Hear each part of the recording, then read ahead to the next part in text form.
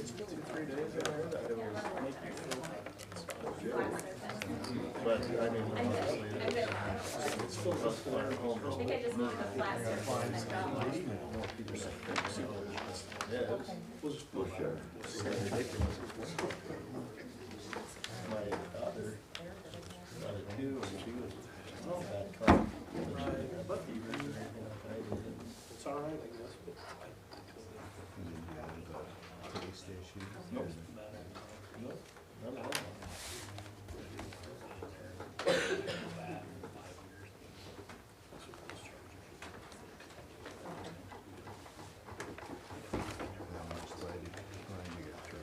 Thank you.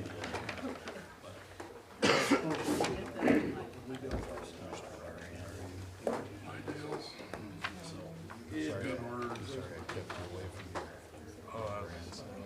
It was a big walk. Me was doing fine. They was getting ready to leave anyway. They were, yeah. We need to see this. We don't know what to do. We'll figure it out. Next every word.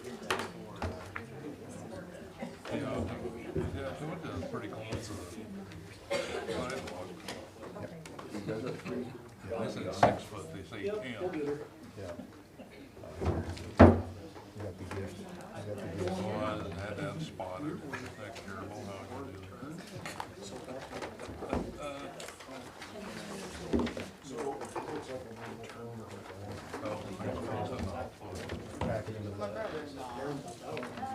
Well, luckily, he's only either in Ireland or so. There's not. No. Oh, that? No? Just found. And stuff like that, so we'll see. They're going to, when I read it, I was smart enough Wendy's to just think staying with ahead us while this is going on. She's for that moment. Right. And So now we take it actually out get and to put it back track in of. this one. But the big one watches the little one, so. Well, that's amazing. Yeah. She turned 15 last week. Yeah. Yep. Actually, where do you even start? Do I start down at the courthouse? Or, no, The paper down there first. Okay. I'm gonna try to do it on Thursday, but I don't know how late that'll be. State law requires this body to announce at this time that a copy of the current Open Meetings Act is available at the back of the room where it is accessible to the public. Please. Here. McDermott. Here. Gibbon. Here. Harrington. Here. Johnson. Here. Thank you. Now you can all stand, please, for a moment of silence, followed by the Pledge of Allegiance.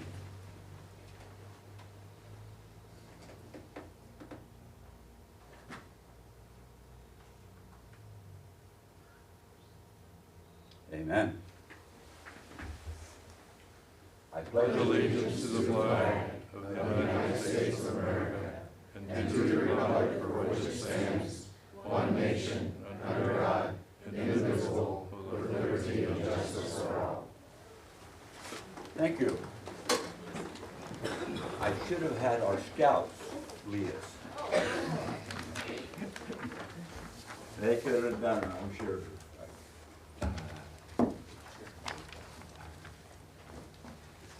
We'll start off with item 1, the consent agenda, and glad everybody's here tonight. Approve this agenda, pay the claims as submitted, approve the city's treasurer's report for October 2021, approve the minutes of the November 2nd, 2021 regular council meeting.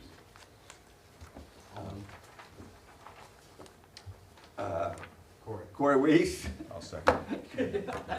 makes the motion. I'll second it. Dale Harrington seconds. McDermott. Yes. Gibbon. Yes. Harrington. Yes. Johnson. Yes. Weeds. Yes. Motion carried. Item 2, public forum. Somebody has something you want to bring before the public or the council that is not on the agenda. Now is the time and the place. Please approach the table and say your name, please. Okay. My name is Sierra Burrows. I'm gonna sit down. How's that okay? Please. I got a paper. Okay. I have been actively involved with the library for about 15 years, between working there in high school and volunteering. the library has played a huge part in my life and it has shaped me into who I am today. Libraries of the future are beginning to look a lot different than what we have grown up knowing. There is more focus on collaborations with local organizations, outdoor spaces, and technology, just to name a few.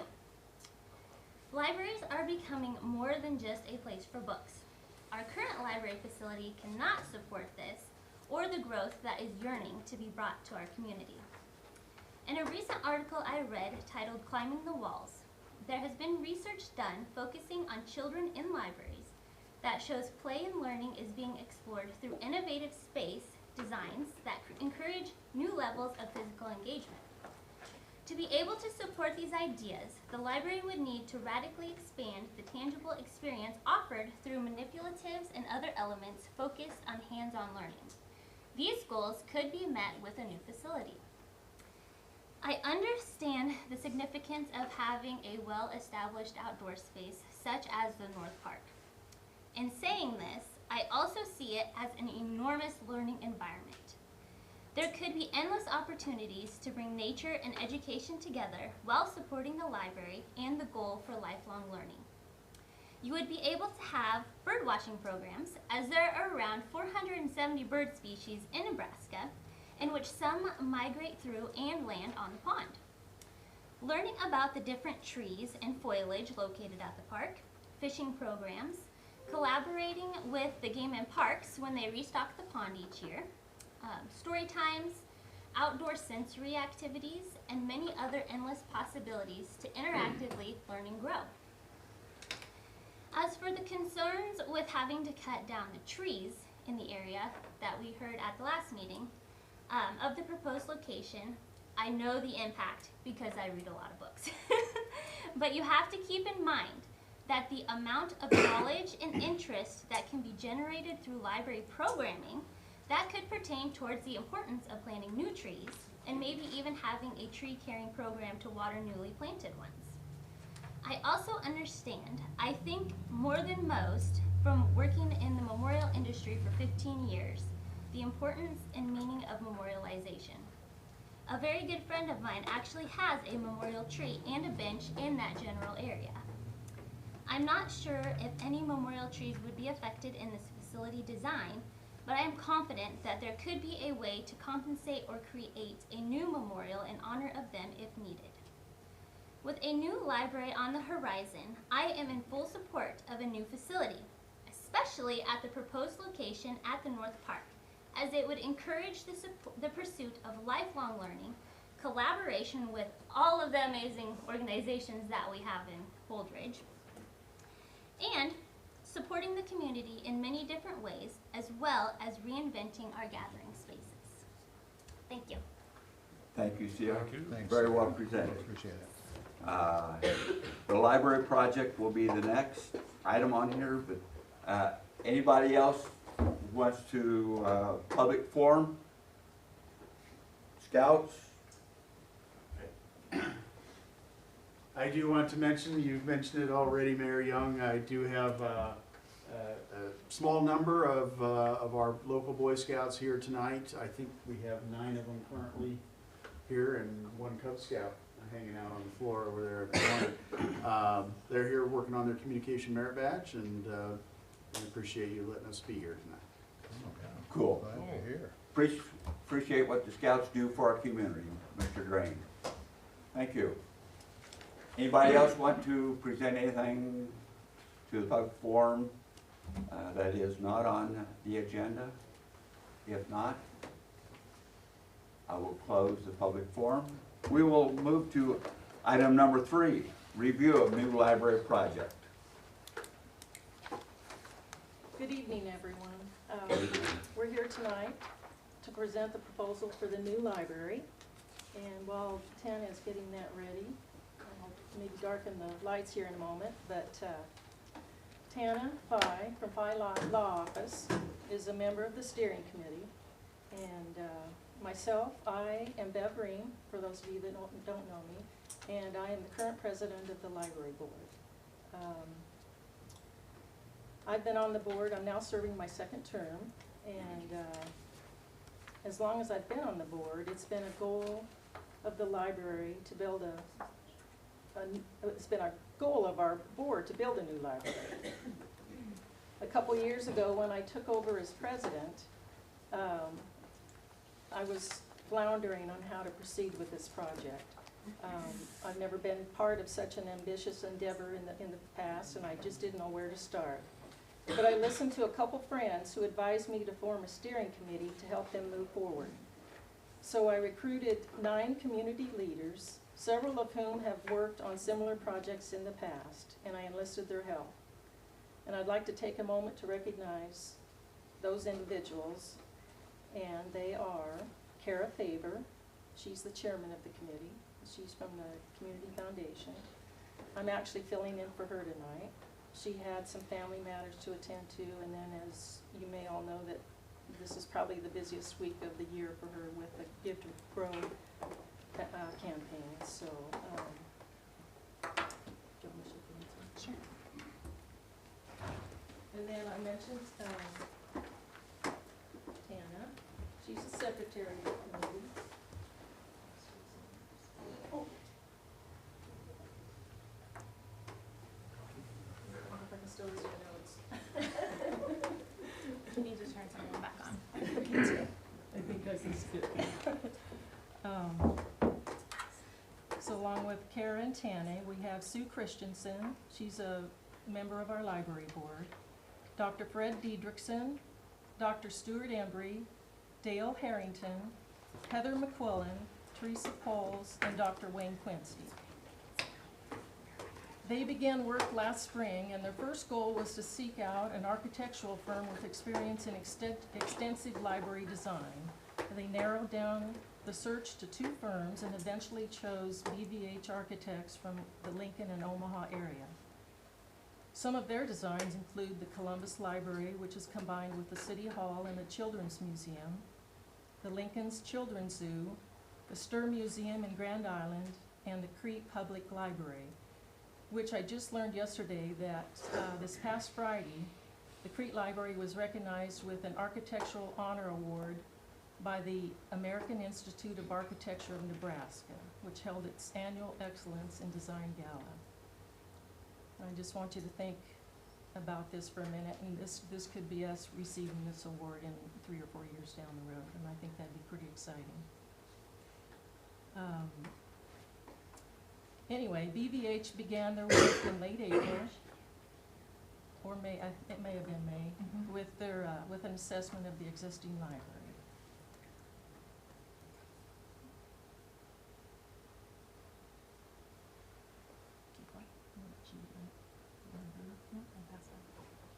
Okay.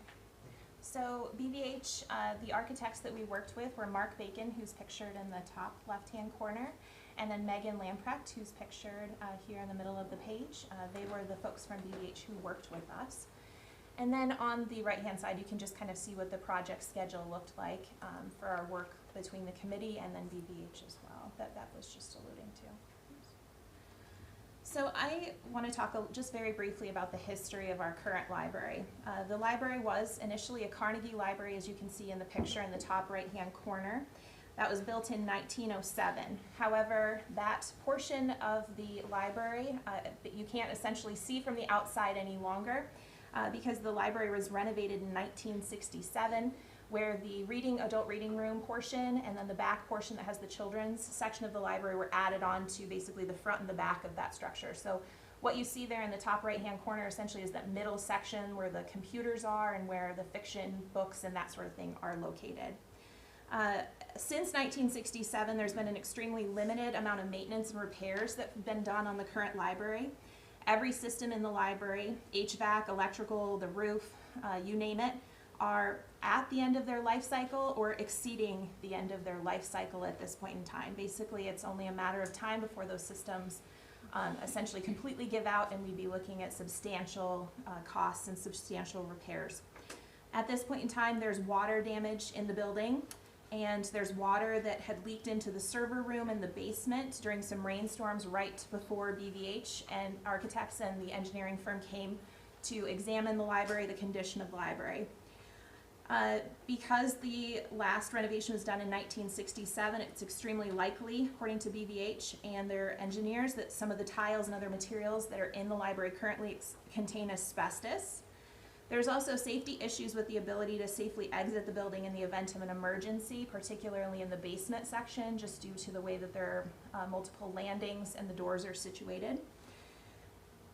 There's also, for purposes of the library staff trying to maintain good order in the library, make sure that they know what's happening and who's where, there are sightline issues such that the staff essentially isn't able to see all areas of the library from the areas where they congregate, areas like the circulation desk. So there are substantial problems with just the way that the library is structured and situated at this present time. There's also ADA accessibility and parking issues. Those are significant problems that were identified. Kara tells this story about one day when she went to the library, and I think it was when BVH architects were even here, and a wheelchair van pulled up to the front of the library to try to unload a passenger who wanted to then go into the library and use it.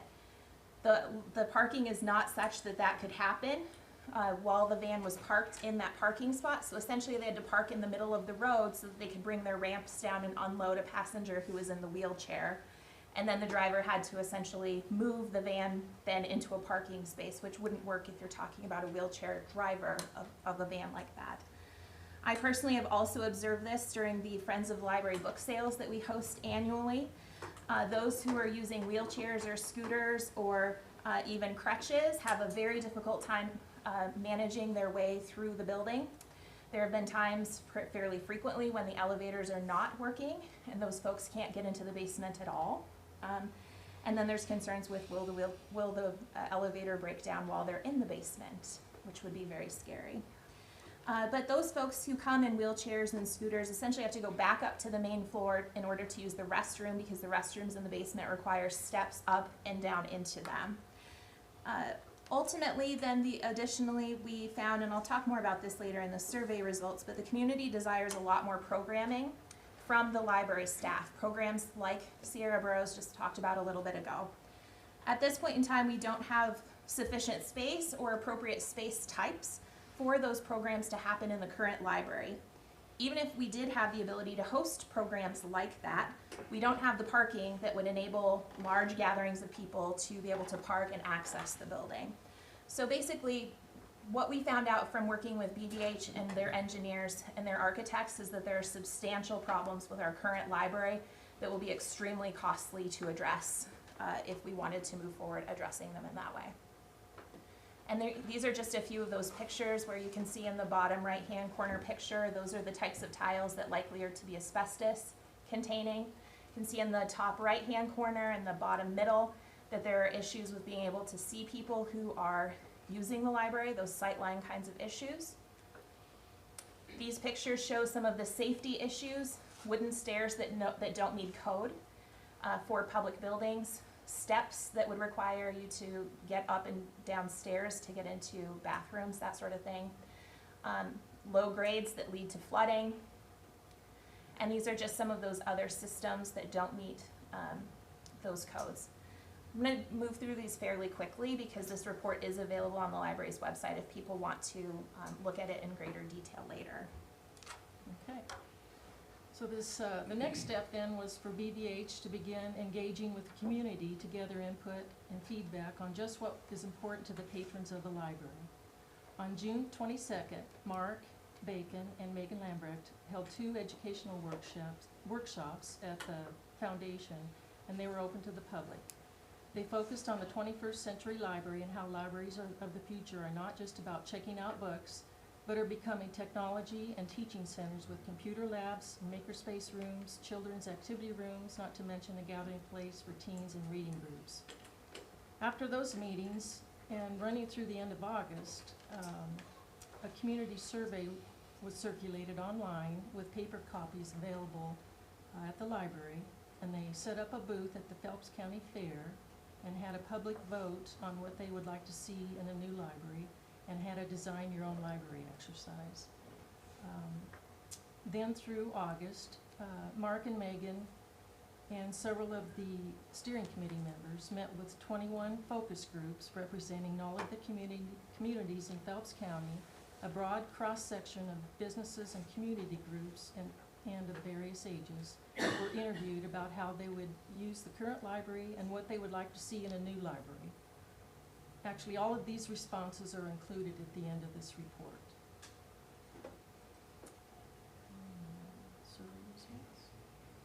So as- Yep. Do you have anything to add? No. So as Bev mentioned, a survey was completed, and the feasibility study includes a lot of information in kind of general form that we'll kind of go through here briefly, but it also includes that raw information from that survey data as well. So as you can see, there's a pretty broad cross-section in terms of age demographic, gender. More females filled it out than males. BVH told us that's pretty standard. I don't know why that might be, but that was what they gave us for information. A lot of people who are employed, some students, some retired people, some homemakers, some unemployed folks. Predominantly completed by people who spoke English, although my understanding is there was a Spanish option available as well. Predominantly people who live within city limits, although we did have folks from outside of the city limits from the rest of the county who participated as well, which was great to see. A whole variety of educational levels for those who completed it. Most of the people who completed the survey are library users in some form or fashion. Most have a library card. Most do use the library. How often they use the library varied pretty greatly. The hope, of course, is with additional programming, a better facility, that you increase that frequency of how often current users are using the library, as well as bringing new users into the library as well. Had some good information about why people are not using the library. That's on the bottom right-hand corner. And then the services that they use and how satisfied they are with the current library is what you can see on this page. So on this page, basically this portion was how satisfied people were with various elements of the library. What I gathered from this is that people in Phelps County like to be very generous, even though they sometimes come up to you afterwards or put in the comment section later pieces of the library that they're not particularly satisfied with. I think people, as you see here with 3, 4, 5 stars, people, I think it's termed Nebraska nice.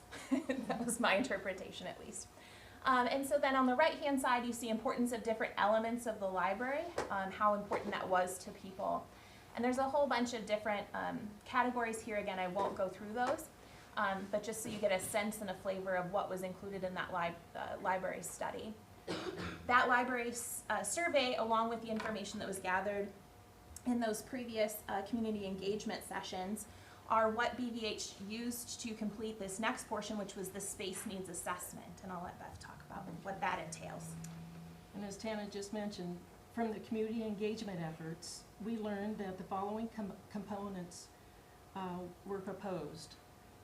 A welcoming lobby, a city council chamber that opens up to a community room for monthly city council meetings, a culinary teaching kitchen that would also serve for catered events in the community room, a maintenance shop, floor space to accommodate a book collection of 45,000 books and media items for all ages, a variety of lounge areas and study spaces, a community tech zone with computer access, children's area with a family restroom, a new mom's room, interactive play area, and I have to admit, I think this was one of the top items on the Absolutely. public engagement at the fair. It was. Yeah. And, Probably was number 1 yeah, requested. and I think the green space maybe was Number right up there 2. too, yeah, so.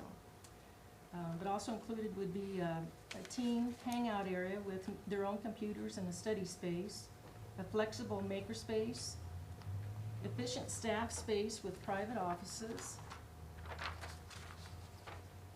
and adequate storage for Friends of the Library too. Staff break room and dedicated staff restroom, a drive-through service window. And I have to point out that I think during 2020, we learned that this was a valuable, curbside service was very valuable to the public. And I think providing a drive-through window would be welcomed by the community. As well as outdoor space for library programming, learning, community gathering, and relaxation. Also, what we found out were several community partnership opportunities arose during the community engagement sessions and survey responses. Excuse me. The Library Planning Committee agreed to explore these partnerships further as a potential opportunity to not only share valuable real estate, but also generate future revenue for years to come. As a result of these conversations, potential partnerships with a future daycare tenant and a central community college were identified. Local businesses in the Holdridge area currently struggle to attract and retain young families due to the lack of licensed daycare facilities available in the community. Providing space for a licensed daycare tenant would alleviate the current shortage and spur economic development for community growth. The licensed daycare tenant would operate independently from the library for security and licensing purposes. There is a current daycare provider in Holdridge that is interested in leasing a larger space from the city to grow her daycare's ability to care for even more children. This space would meet with state daycare licensing requirements. And the Central Community College is also very interested in partnering with the library as well, and has asked for the Library Planning Committee to present the findings of this report at their next Board of Governors meeting, which is coming up in a few weeks. The CC President, Matt Gottschall, has indicated in an email that CCC will be willing to help explore additional funding for this project.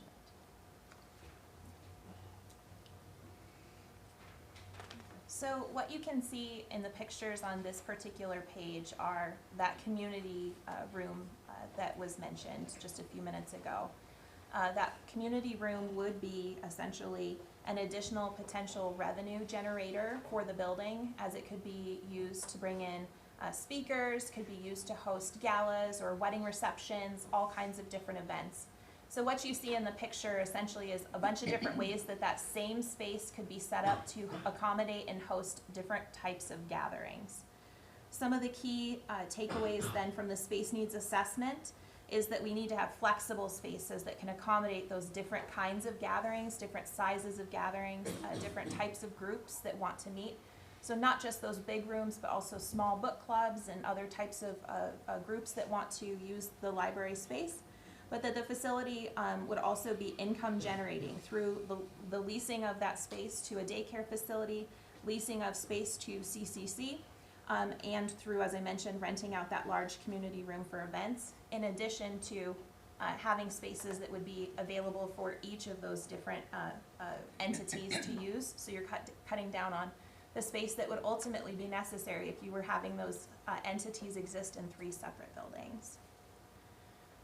So the next step, after figuring out that general information, was kind of going through the particular spaces that would be needed in the library to figure out how much square footage overall would be needed. And that's you. So is this one or site selection and site? This is the space needs assessment. I can go through it. Okay. So this, just briefly, essentially what they did, and I'm going to scroll through this and then backtrack a little bit so you can kind of see what this looks like. So this would be the library program. And when we're talking about programming from the architect's perspective, that means a different thing than program from the perspective of when we're talking about programming that's happening in a library. So it's kind of confusing terminology, but when in this particular portion of the report, they're talking about the amount of space, and that's a program. So this page has the different areas of the library, how many people essentially it would accommodate in each of those areas. And then this is more library space, and then down here at the bottom you can see the square footage for the library itself. Next page would be the daycare portion of the building and how much space would be needed for that. BVH has been involved in designing daycare facilities, and so they're aware of what's required by the state for an appropriate daycare facility for different age groups and bathrooms and outdoor space and all of that, and so that's all incorporated in here as well. And then you can see total square footage kind of in the bottom middle of the screen. And then over here on this page is the amount of space that was necessary for Central Community College and their gross square footage for that. My understanding is that BVH and Cara Faber met with some of the folks from CCC to talk about exactly what their space needs requirements would be, so that this was based on really accurate information if they decided to move forward with the project as well. So then, this is the shared space. As I mentioned, there were particular types of spaces that would be required if these buildings were housed separately for them to each have. But when you're talking about a shared building like this, you can essentially cut down on total gross square footage by utilizing some of those spaces jointly. And so that's what's showed on this particular chart here, and then the total square footage for that. So down at the bottom, you can see it looks like 20,000 square foot for the public library, 13,000 for the daycare, 6,000 for Central Community College, and another, I think it's 14,000 for the shared support, which gets you to your total gross square footage for the building as a whole. And so again, they use that survey data to figure out how much space they needed for each of these areas. And then basically they took all of that information along with their experience in figuring out which areas needed to be quiet zones, which areas were loud areas, what needed to be next to different areas, to develop what these bubbles are, which just helps them figure out what a layout would need to look like. So I'll just kind of scroll through this so you can get a sense of what that looks like. I'm not an architect, so my explanation on these slides is that's about as good as it's gonna get.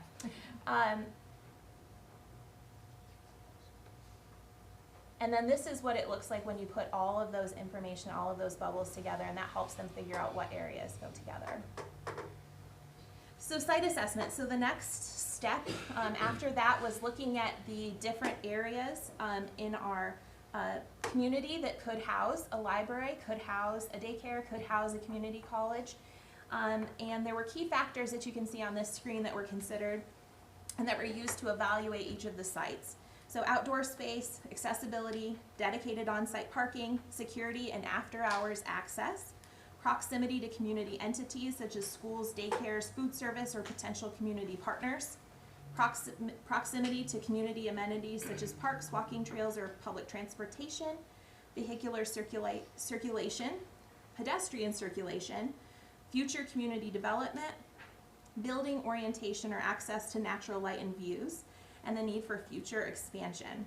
So the committee spent a pretty considerable amount of time brainstorming and putting together a list of all of these options in the community that we could find, and providing that information to BVH architects and their engineers so that they could evaluate those sites and tell us what would be the best fit or in our community, or which options wouldn't be a good option for our community at all. So we're going to go through each of these, but before I do that, I just want to make a note about the boxes that you're going to see on each of these site locations. That's not giving you orientation. This is just to figure out whether there would be enough space for the building, for parking, and for outdoor space on each of those locations. So just a kind of heads up on that piece. So on this page, we're also looking at site number 1 that was considered, which of course is our current library. And this current site was considered by the committee and ultimately rejected due to the very poor condition of the building and the cost of repairing it that I talked about earlier.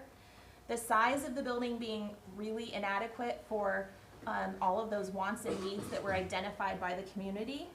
And then evaluation of those key factors that I just went through a moment ago, which as I went through them, I hope you can, as you were like thinking about the library itself, thinking about how essentially none of those key factors exist in the current location. So that is site number 1, which was considered pretty substantially by the committee and I think rejected just based on not meeting wants or needs. And this is a list that shows you all of the locations that we considered that we're going to go through today, as well as their proximity to other services and parks and things like that in the area. Okay, so we'll go through these individually then. Site number 2 was Veterans Memorial Park.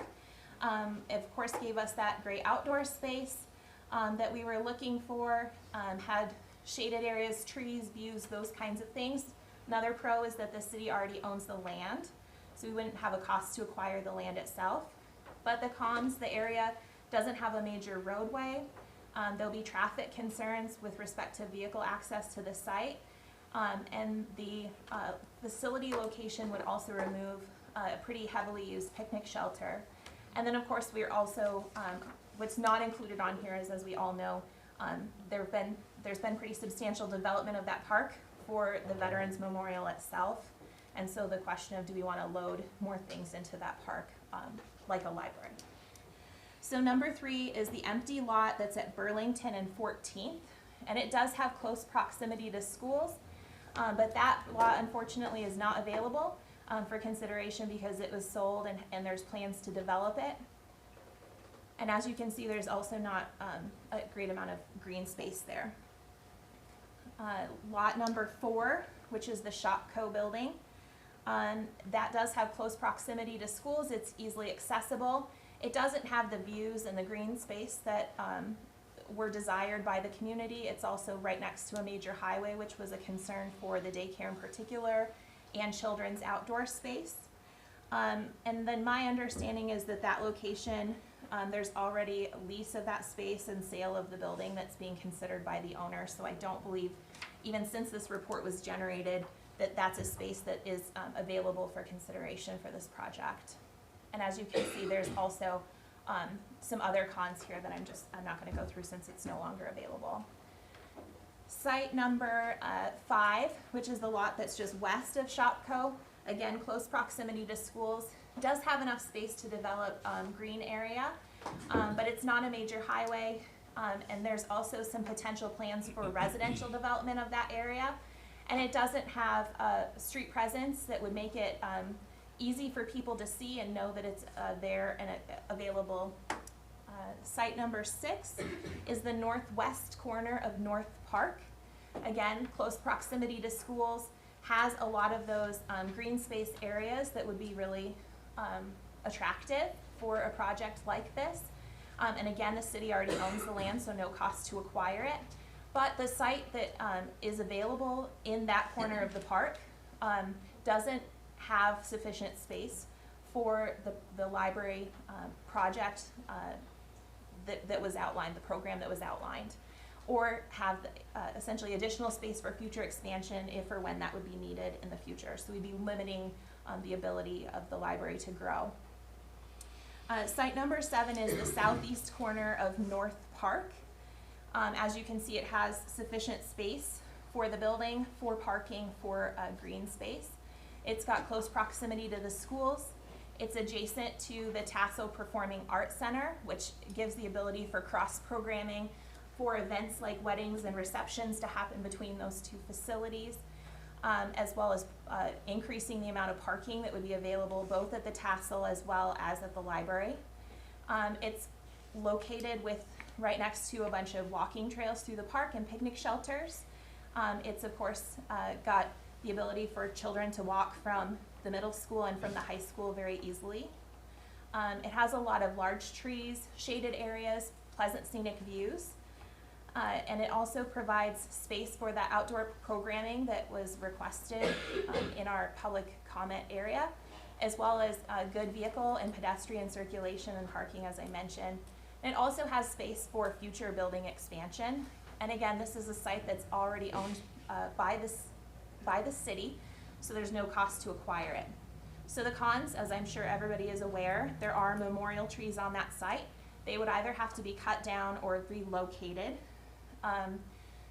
From the conversations that the committee had with BVH, at least some of those trees could be pulled up using a tree spade and relocated to other areas of the park. So that would be a way to continue those memorial trees. The committee, I think, was very sensitive to this particular topic and wanted to be very respectful to those people who have loved ones memorialized. And so we talked about, if we can't move the tree itself, can we replant trees? Can we memorialize those loved ones in another way, such as with like a brick paved sidewalk where loved ones' names could be engraved on bricks? We talked about a lot of different options. And so that would be something that would have to be sorted out with this site definitively, but there were a lot of ideas floated with that. And then basically the existing footprint of the building could limit design potential, so that Because it's in a park, you would need to make sure that it fits well within that park location, and that potentially limits your ability to do design work, I suppose. So site number 8, this is the school land between North Park and the soccer fields that faces 18th Street. This one was a front runner right along with the southeast corner of North Park. Biggest no on that is that this school said that they have plans for that site, and so it's not available for consideration for this project, although it did have a lot of what we were looking for in terms of outdoor space and overall space. Number 9 is the Lincoln site. So this is between 14th to 18th Street facing Lincoln. This was another front runner just based on the amount of space that was available. But this land has sold and there are plans to develop it, and so it's not available for consideration any longer. Site number 10, this is 2 houses and adjacent property. This is 11th and Lincoln, and it's a pretty narrow strip of land. And basically the site size was too small there for it to work for this particular project. Number 11 that was considered is 11th and Sherman. This property was owned by Holdridge Memorial Homes, and they also have plans for development of that site, so it's no longer available. It also had a negative that it's not facing a major thoroughfare, so you've got parking and traffic concerns and just visibility concerns. Number 12, site number 12 is a vacant building, the Medicine Chest building, if you're trying to figure out which one this is. And again, this has sold and there are plans to develop it, so it's no longer available for consideration. Site number 13, this is Central Public Power site. Has good street presence, but it does sit right along that highway. So again, there's concerns with child safety when you're talking about a daycare and a library, although it does have good visibility. My understanding is that site was also a little on the small side for the ability to have the building itself, parking, and green space. And number 14 was the empty lot north of Cobblestone Inn. That lot was way too small, and so even with a 2-story building, there wasn't enough space. There's no green space, and then there's traffic issues. And again, with this one, my understanding is that there are other plans that have been put in place for this, and that it's not available at the present time. So those were the 14 sites that we considered. The ultimate recommendation is site number 7, which is that southeast corner of North Park, and that was the recommendation of the committee and is the recommendation of the library board. So I'll let you take over and talk a little more about that site and what it has to offer. All right, so as Tana just mentioned, after narrowing down these 14 sites, it became clear that the committee that Site 7 in the southeast area of North Park is the best location.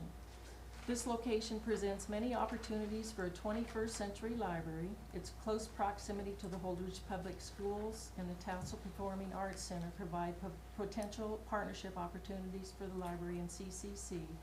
Easy after-school access for children and teens, and a convenient daycare location for before and after-school pickup.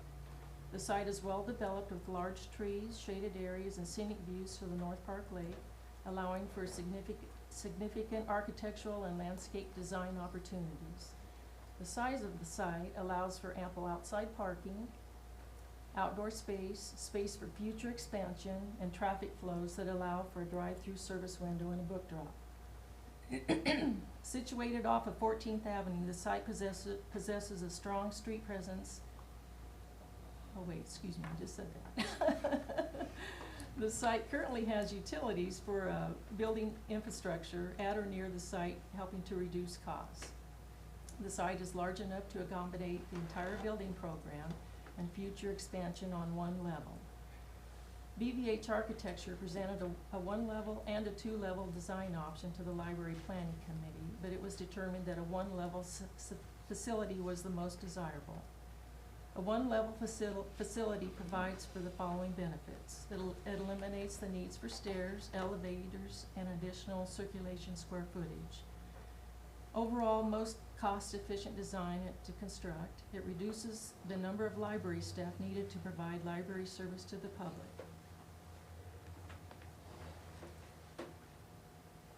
And in this design here, you can, in this plan featured, you can, it kind of is a very basic preliminary drawing. I mean, it's nowhere up to specs or anything, but it shows the library on the left side, the west side, with the drive-up book drop-off on the left portion of the building there.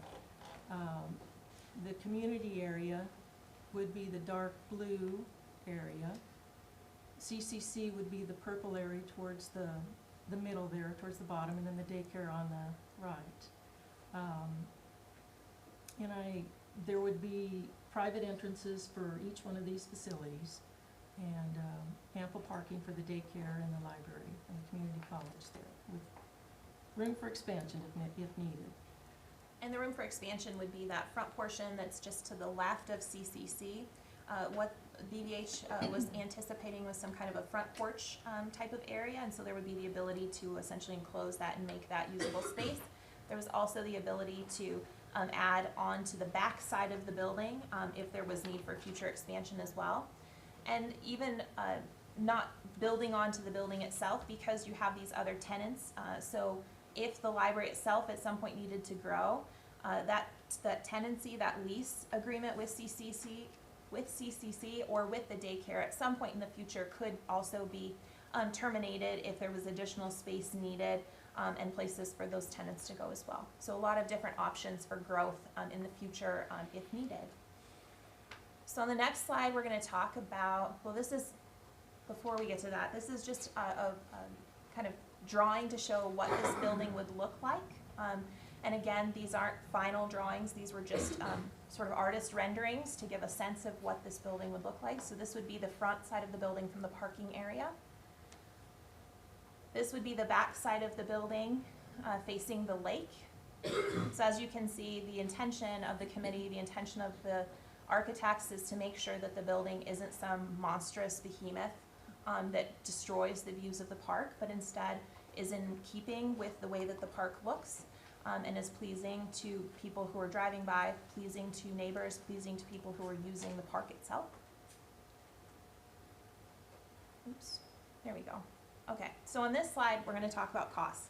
And I'm going to start at the bottom because I'm sure that's where everybody's eye went initially, which is what is the total cost of this project? Total cost of the project is $23,400,000. That would be for the entirety of the building, including the CCC portion and including the library portion and including the daycare portion. It would also include all of the interior furnishings for the library itself. The interior furnishings for CCC and the daycare would have to be supplied by those entities, so that's not factored in, but all of the furnishings for the library are included here. So now that I've probably given people sticker shock if they haven't looked at this report prior to the presentation today, we're going to go back up and kind of break down where these numbers come from. So the professional services are at the top. So those are things like those design services that give us the renderings, that give the construction folks the blueprints that they need to actually do the work on the building. So that comes to $1.5 million for all of those services. The next section is the construction cost that's broken down for the library, the daycare, and for CCC, so that there would be the ability for the city to essentially figure out what the costs are for each of those areas and make a plan for recouping those either through upfront payments from those entities or through rent down the road. So the cost of construction for the library is $6 million. The cost for the construction of the daycare is $3 million. And the cost of construction for CCC is $1.5 million. So that, then you can see kind of in the middle of the slide, that shows you your construction costs, which it's super tiny. I think it says 18 million. Then the next section down, section 3, is where you've got the equipment, the furnishings, those sorts of things for the library itself, which comes to a total of $1 million. This would all be necessary because if you're thinking about this brand new building, you don't want to bring in outdated, run-down equipment to furnish that building. It sort of defeats the purpose of this new state-of-the-art building. And so we would be essentially upgrading all of those things as well as part of this. There's no cost for the building or site acquisition because we're talking about city land. And then there's other costs in there that you can see, costs moving, things like that. that comes, that's that section 5 that's there. There is no operational endowment factored into this budget, but that would be something that ultimately would be a good idea to potentially fundraise for in addition to the total cost. Because what that does is make sure that we don't end up 50 years from now in a situation like what we've got now, where there's all this deferred maintenance that hasn't been taken care of and we've got a building in bad shape. So that would be the kind of thing that we could put together a fund that's maintained at the foundation, and people can make donations to make sure that this building is then maintained in the long term. There's also an owner's contingency of 10% that's factored in. That's for those unforeseen things that might come up. As the project goes along, that contingency comes down as things become more certain. And so that's how we get to that total project cost. These numbers are not in today's dollars. These numbers are in mid-2023 dollars. So we're talking about midpoint of the construction is when these dollars essentially are adjusted to, so that we're not starting the project behind the ball because of inflation. So that's the cost. Do you want to talk about fundraising? Yeah, you bet. So the steering committee is nearing the end of its work on this mission with this presentation tonight. And so moving forward, we're going to be forming different committees, a fundraising committee, a grant writing committee, a design and building committee. And as far as fundraising, I know that Kara will want to be very involved in this part of it, and I trust her completely. I rely on her. She's an expert in this area, and she feels that that the committee can raise at least half of the total cost of the project through grants and private donations, and the remaining required funding would need to be bonded by the city of Cambridge. Currently, we have identified at least 37 different funding organizations that we could submit grant applications to for the project, and we are learning about new opportunities almost every day. With the inclusion of a daycare and CCC in this project, the grant funding organizations see community collaboration, which lends even more desirability to the project, therefore increasing the amount being granted. Right now, there is a possibility of receiving ARPA funds, the American Rescue Plan Act funds, and I believe we've already applied for some of those. Yes. And we're working on that. And I think you all know that we've been blessed to live in a very philanthropic county, and we have an impressive record of making big projects happen. In addition to the fundraising efforts of this committee, this type of building would also be revenue generating through the rent from CCC, the daycare, and room rentals. So the remaining question I think that everyone probably has is, if we're recommending that we ultimately build a new library in a different location, what happens to the current library? And if the city elects to go forward with this, of course then we would ultimately move out of the current location. And our committee felt really strongly that we don't want to leave a blight on our downtown area by leaving a vacant building. And so what happens to the current building is something that was discussed quite a bit. We all know that the condition of that library itself is bad. There's also the house that's next door that's owned as well, and that condition of that property is sort of unknown at this point in time, but not believed to be in great shape. We also know that there's a shortage of housing in Phelps County, and so the committee's recommendation would be that that property, meaning the current library itself and the house next door, be sold to a developer to be used for housing.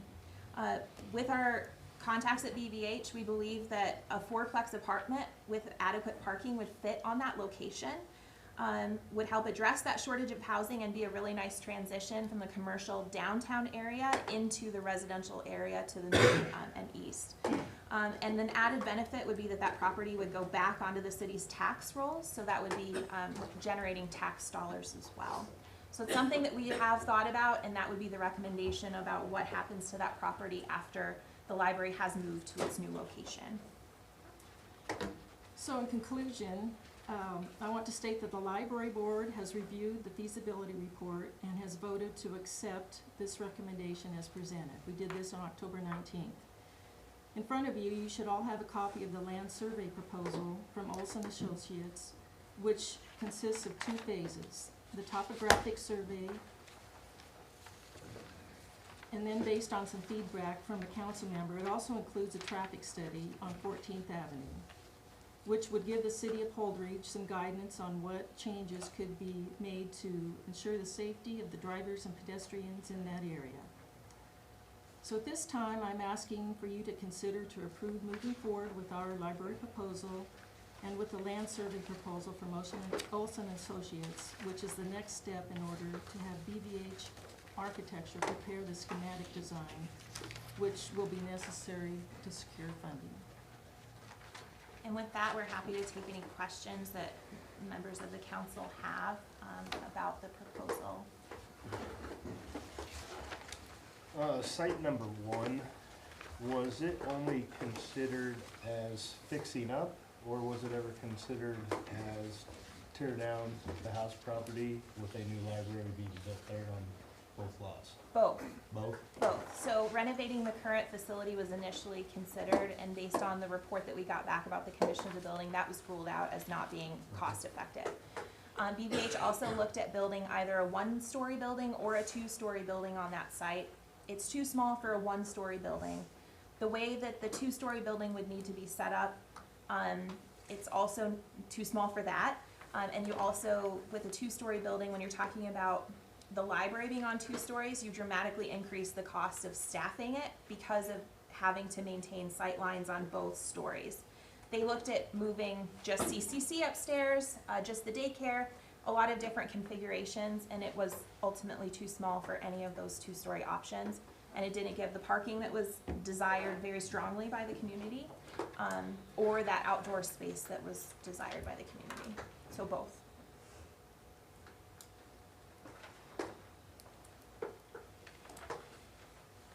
What brought in the idea of a CCC and a daycare? I mean, we don't have it now, I just wondered how that all came about.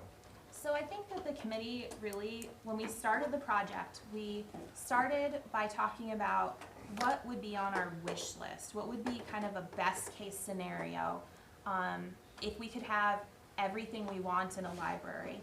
And what we talked about were the ability for partnerships with the daycare and the library, how that dramatically increases the ability to do early childhood education programming, because you've got librarians who can go to a daycare, you've got daycare classes that can come to a library, and so we're just essentially educating our very youngest citizens to a much higher level from essentially day 1 that they go to daycare.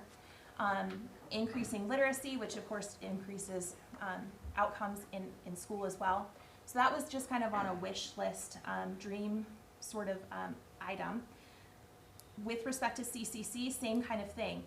There was some speculation that maybe folks at CCC had kind of outgrown their space, and so we just opened some conversations about whether this would be something that they might be interested in, knowing that the community college and a library have a lot of spaces that would sit empty, but that could be shared between those spaces so that you've got less empty space throughout the day, throughout the evening. So these were kind of like wish list dream items that through conversations with folks in the committee, I think it became really clear. People got excited about them. Other people had these kind of wish list dream items because they came up in the very first community engagement sessions, the presentations that BVH did. People said, well, why don't we have these things happening together? And so that's why we moved forward with conversations and investigation of them as options. So. Corey? The question was, I was trying to find the site. What was the site number that would have been the northwest corner of North Park? Northwest corner of North Park was number 6. Do you want me to scroll back to that page? Yeah, it might be quicker than me doing this. So it's in the middle of this page. I guess my question there, my concern is there's a lot of, in the proposed site, there's a lot of residential, or a lot of houses that would be facing Sure. the new library. Whereas in that site, you'd be up in an industrial area anyway. And the traffic issue on 14th during the morning and afternoon. Right. So ultimately, The site on the northwest corner of 16th doesn't give you those ability to expand. Essentially, what we'd be talking about for footprint, like this would fill it, potentially more than fill it. You've got issues with trying to get into and out of that section of the park. There'd have to be some substantial redesign. I don't know if you're familiar with that, the tree line that's to the north of that. There's a culvert that runs through there, so there's a lot of water. That area also has some standing water when we have heavy rainstorms, so that was a concern that was noted with that site, as well as site number 5 that's owned by the school, was water drainage. Then you've also got just essentially a lot of playground equipment that's already been put in that area of the park, the new tennis courts. So there's a lot of things that are already happening in that portion of the park that I think made it less desirable than the southeast corner. Added to that, when we presented for some initial feedback on this before it kind of became a public report, just information gathering, I know that some of the folks from the school were really, really excited that CCC and the library would be right next door to the high school, right next door to the middle school.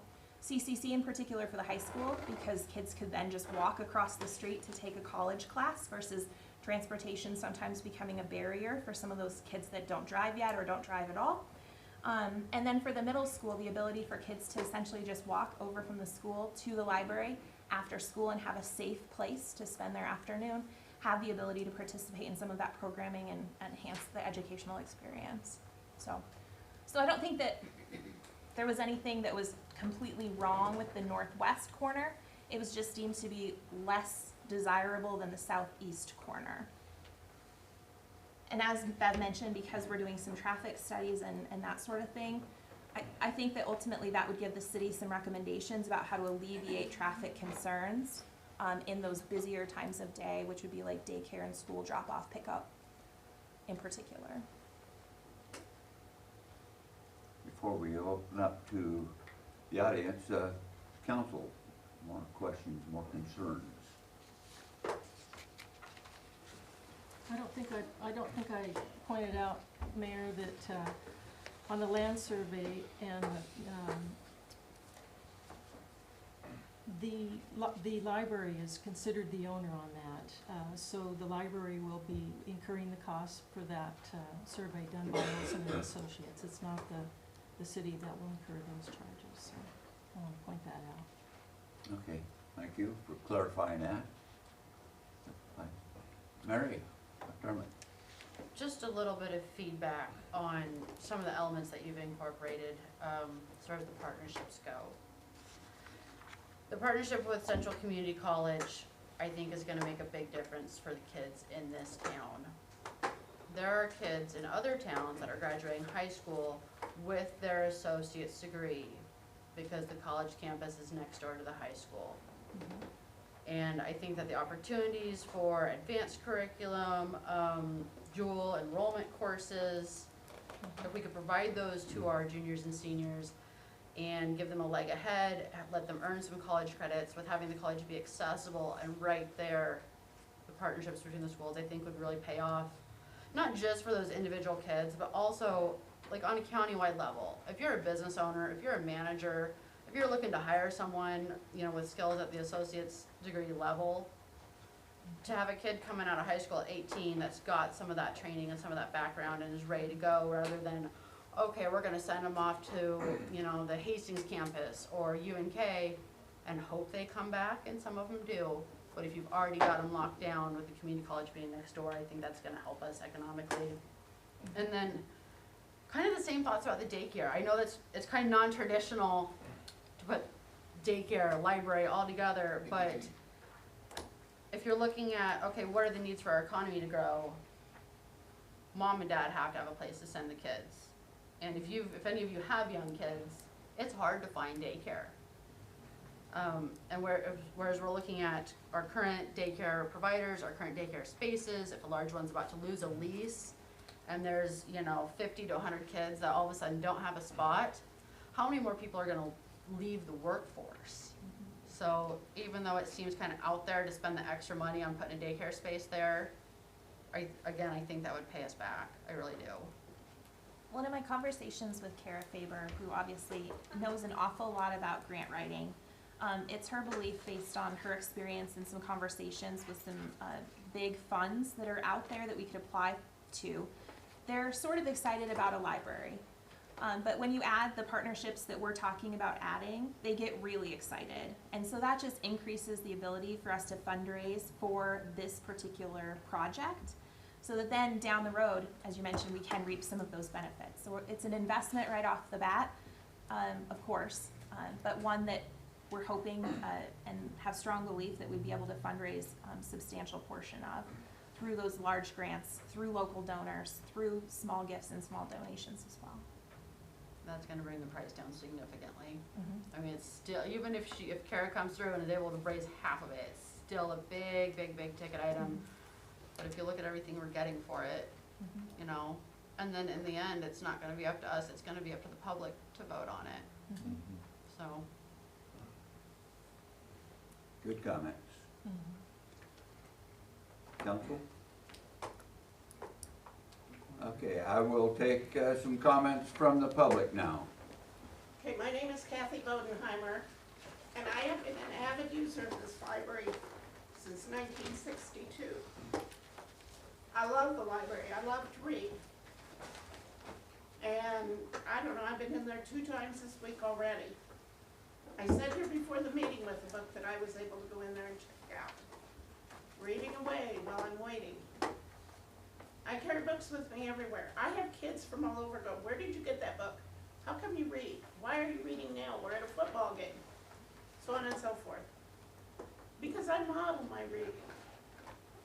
And having better access to the library to me would be a great deal. For those of you that can see, I'm on a scooter. We ride our scooters all over this town. Most people know that. We've even been given a nickname. But the last 3 times I used the elevator in the building, 2 times I didn't think I was going to be able to get out of the basement. Doors opening, closing, several times. One time the alarm went off. Got upstairs, told the librarians, they didn't even hear the alarm.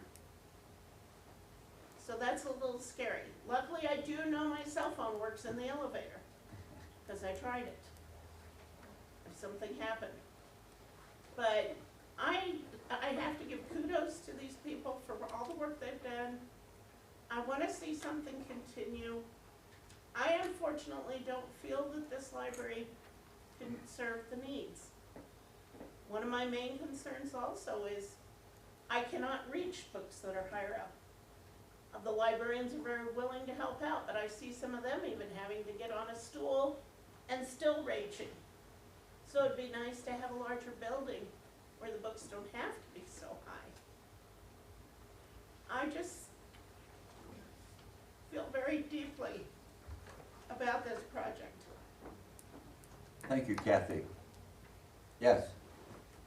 I just want to say that I'm in favor of where the southeast corner there, and I consider it safer than what some individuals think, because the kids can come out of the middle school and they can walk straight down the sidewalk to the library.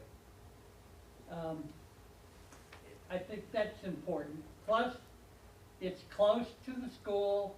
If a teacher decides that she wants to do a library assignment and they want to do it during class, she can walk them down the sidewalk to the library.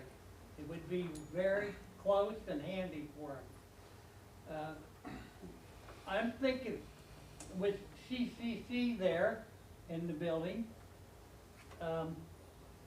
and the daycare in the building, it will give a lot of adults the opportunity to take classes at CCC and drop their kids off at the daycare. Sorry. So I think those things are important. I think that in the way of a safety situation, I think there's a need for a crosswalk there, a crosswalk light right by the library, so the kids can cross 14th to get to the library if they're at home. And that's just the safety side.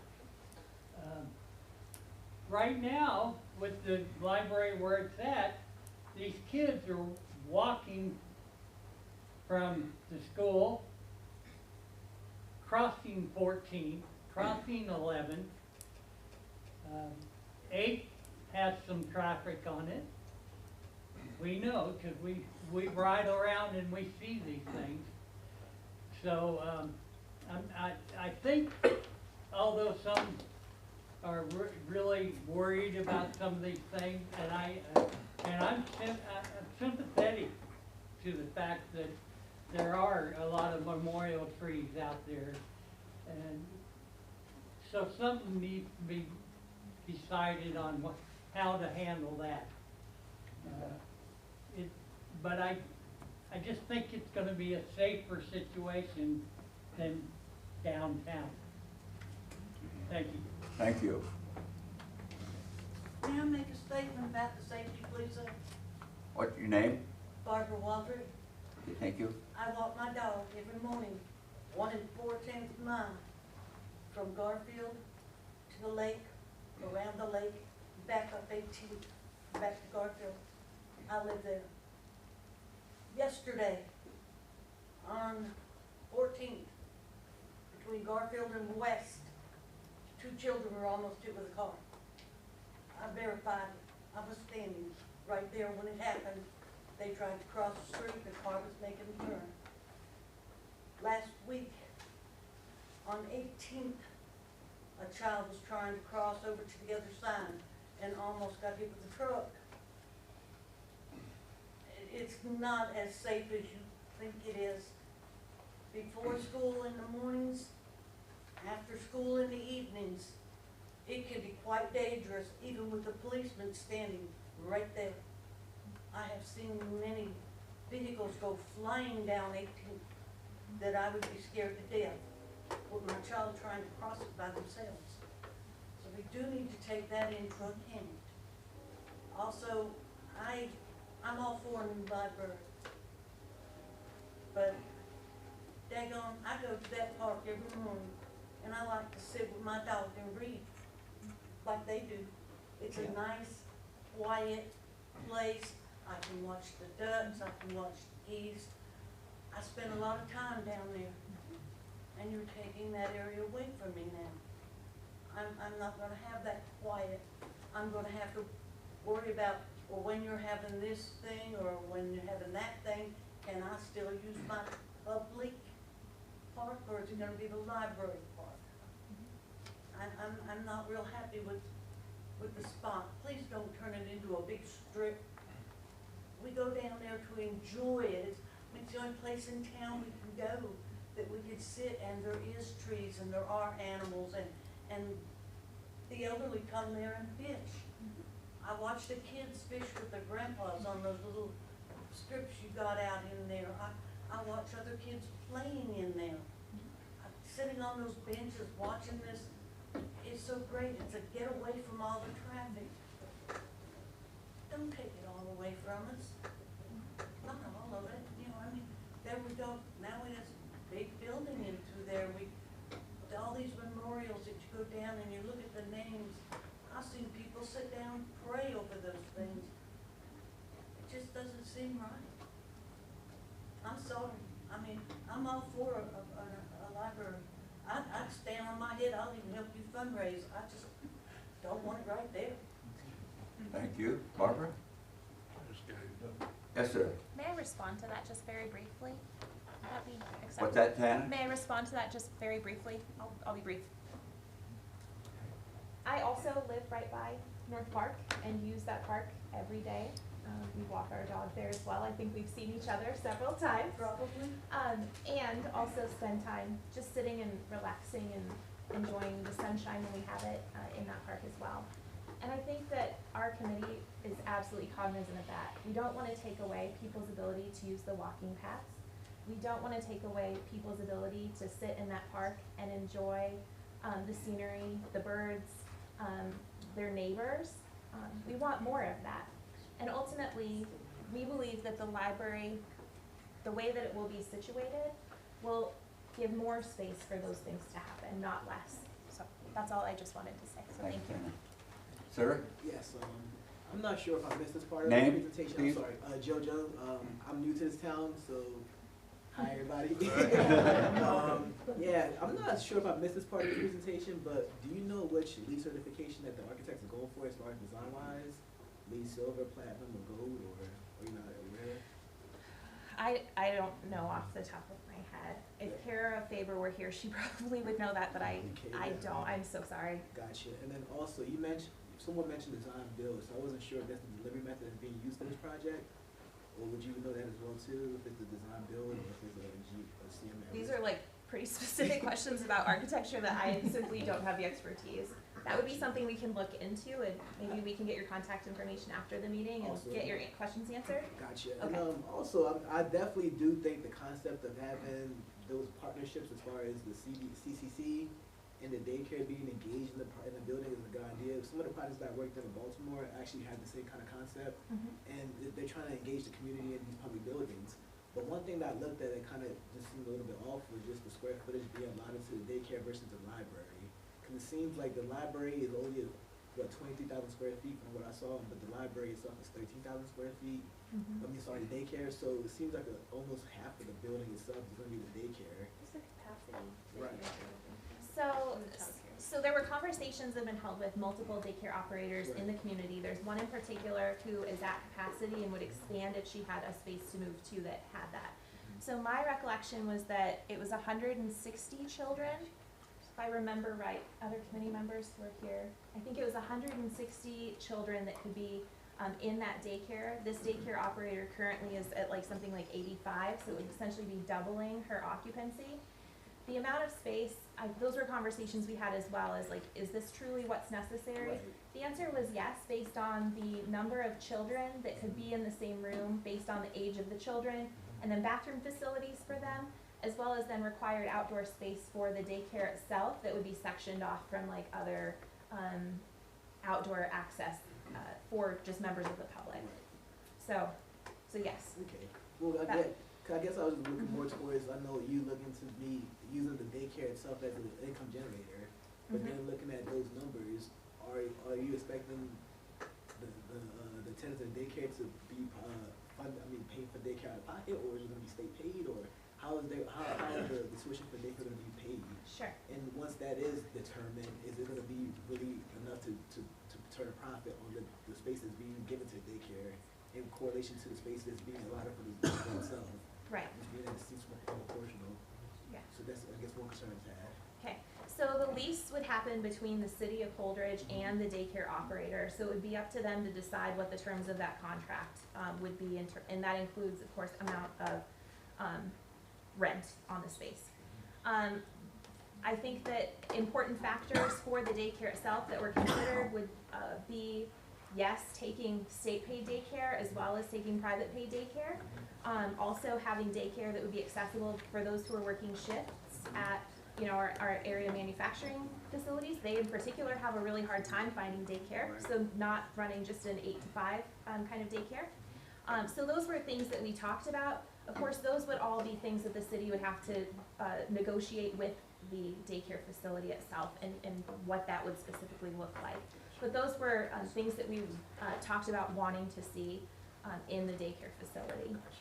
But that would be up to the city to decide what that looked like. Okay. Thank you. Mike Drain, over Nebraska. And it sounds like part of my question may already be partly answered. It might be, we don't know at this time, but given it would be city land, it's a city library, there's public resources that go into this. I was curious, is the contemplation, you've mentioned in particular a daycare provider that said they would take more, but I guess I assume as a taxpayer that I expect the city would either take proposals or bids for the daycare. It's not, Right. There's not a preferential treatment given to someone that has been talked to already. And likewise, I could see how suddenly this could be the primo place that people want to have their kids, and is there a fair public premise behind how that arrangement is set up, that you don't, yeah, we did it and now it's all, either the richest or the best connected or anything else that get there, or the city council members first that get their kids in there. So we anticipated that there would be a request for proposals that the city would put out, and then any daycare providers who would be interested in leasing that space would come forward with what their proposals would look like. All of those terms that we talked about already, will you take state paid daycare or just private pay? What will your hours be? What does your staffing look like? Making sure that they're capable of running a daycare of this size. And then all of just the general terms like rent and insurance and things like that. All of those would be what we anticipated at least included in that request for proposal. And then the city would look at all of those and make the decision about what would be the best candidate to go into that space.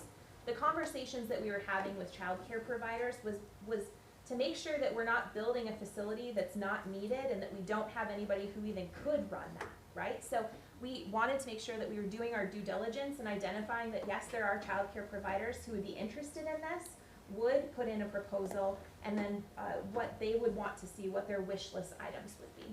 And then a sort of a related question is, that you've talked about what the need for childcare is, but Yes.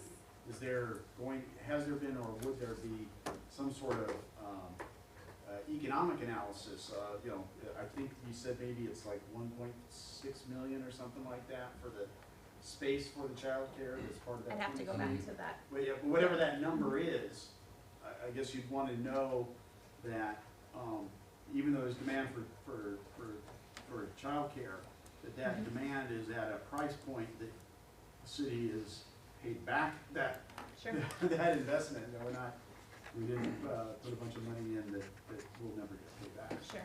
And the other thing that we have to think about here is that it was never, I guess, our vision that the city would get paid back in year one for the investment, right? So this would be an investment over time that the city is making to ensure that the needs of citizens are met in the longer term, and that down the road, essentially, that investment would be recouped. Taxpayers may want to know that it's paid Correct. off in 10 years or 20 years or something. Correct.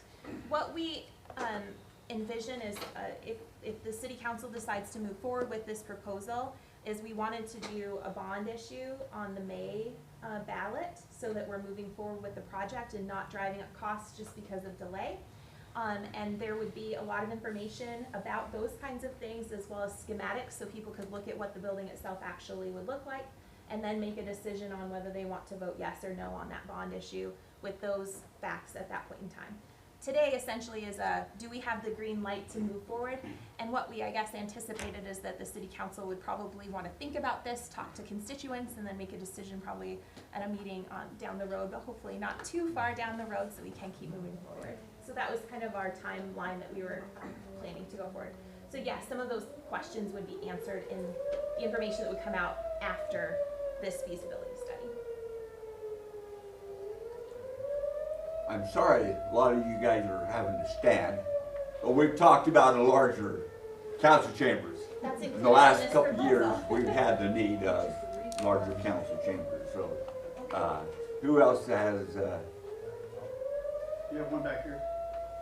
okay, I'm Pam Hudson from Bridge, and for several years, my husband and I have said we need a new library, we need a bigger library, we use it all the time.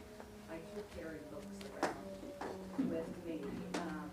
Yesterday, I was sitting in the park with my brother that is at assisted living in the Memorial Homes, and I've spent quite a bit of time we have going to the park since he's been here. This fall was absolutely beautiful. We could pull up there, and there's a bench, and we've also gone to the shelter and sat. It's just long enough that he can walk with his walker back and forth, and have spent a lot of time up there, and yesterday was beautiful. If you were at the park, I should have started counting how many people were there, how many people were walking their dogs. I have a good friend, she walks her dog around, 2 dogs around the park every morning. And then I was approached, and I was not aware of all of this. I don't know where I've been, and unless it's been with, helping to take care of my brother. But my first thought was, oh my gosh, not our park. This is my sanctuary. What about all these beautiful trees that we have watched this fall? About my walking and why the park? Why the trees that have been given as memorials for people?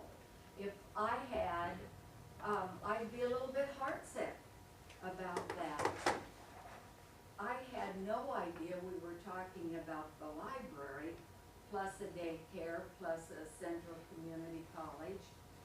I've had 3 granddaughters that have graduated from Holdridge High School. They all took classes from Central Community College to get their English and their speech and their classes in ahead. Not once did they go to Central Community College for it. It's all online. They take the classes online, they sign up at the high school, their tests are that way. So also, if we're talking about them getting to Central Community College, high school kids drive. But they don't go there. Why? I am all for a library. But almost every picture we looked at was not enough room, not enough room. Why cannot Central Community College and the daycare, because we're talking daycare benefiting the Central Community College, Central Community College benefiting daycare. Why can't they put together something in close area that they could work together?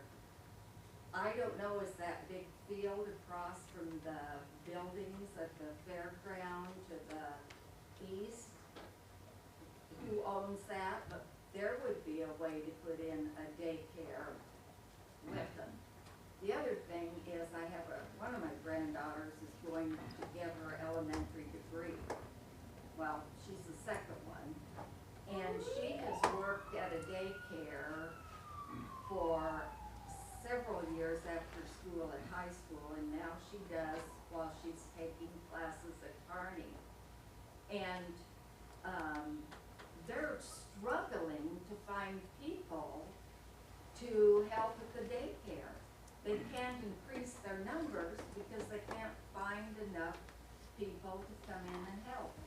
And it's all set up by how many students you have, children you have to have that many people working. I'm just questioning some of this. And I don't know, I would say with the questions we've had tonight, I don't know how you jump in and make a decision yet. Have we really talked? Have we really reached a lot of people? People I've talked to since yesterday didn't realize.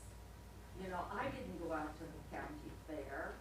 Yeah, I went to the library, I'm there all the time, but I did not, on my own fault probably, see the surveys. But do we need to be getting more information before we make this decision?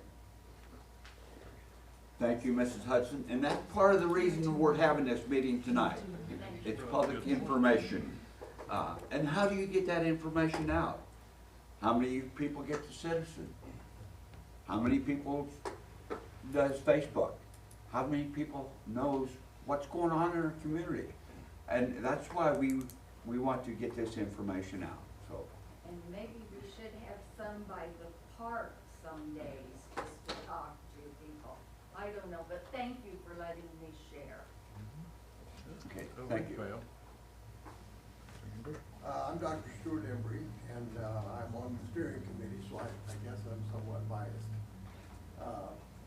I was really amazed at the way the architect managed this process. It was very much in depth.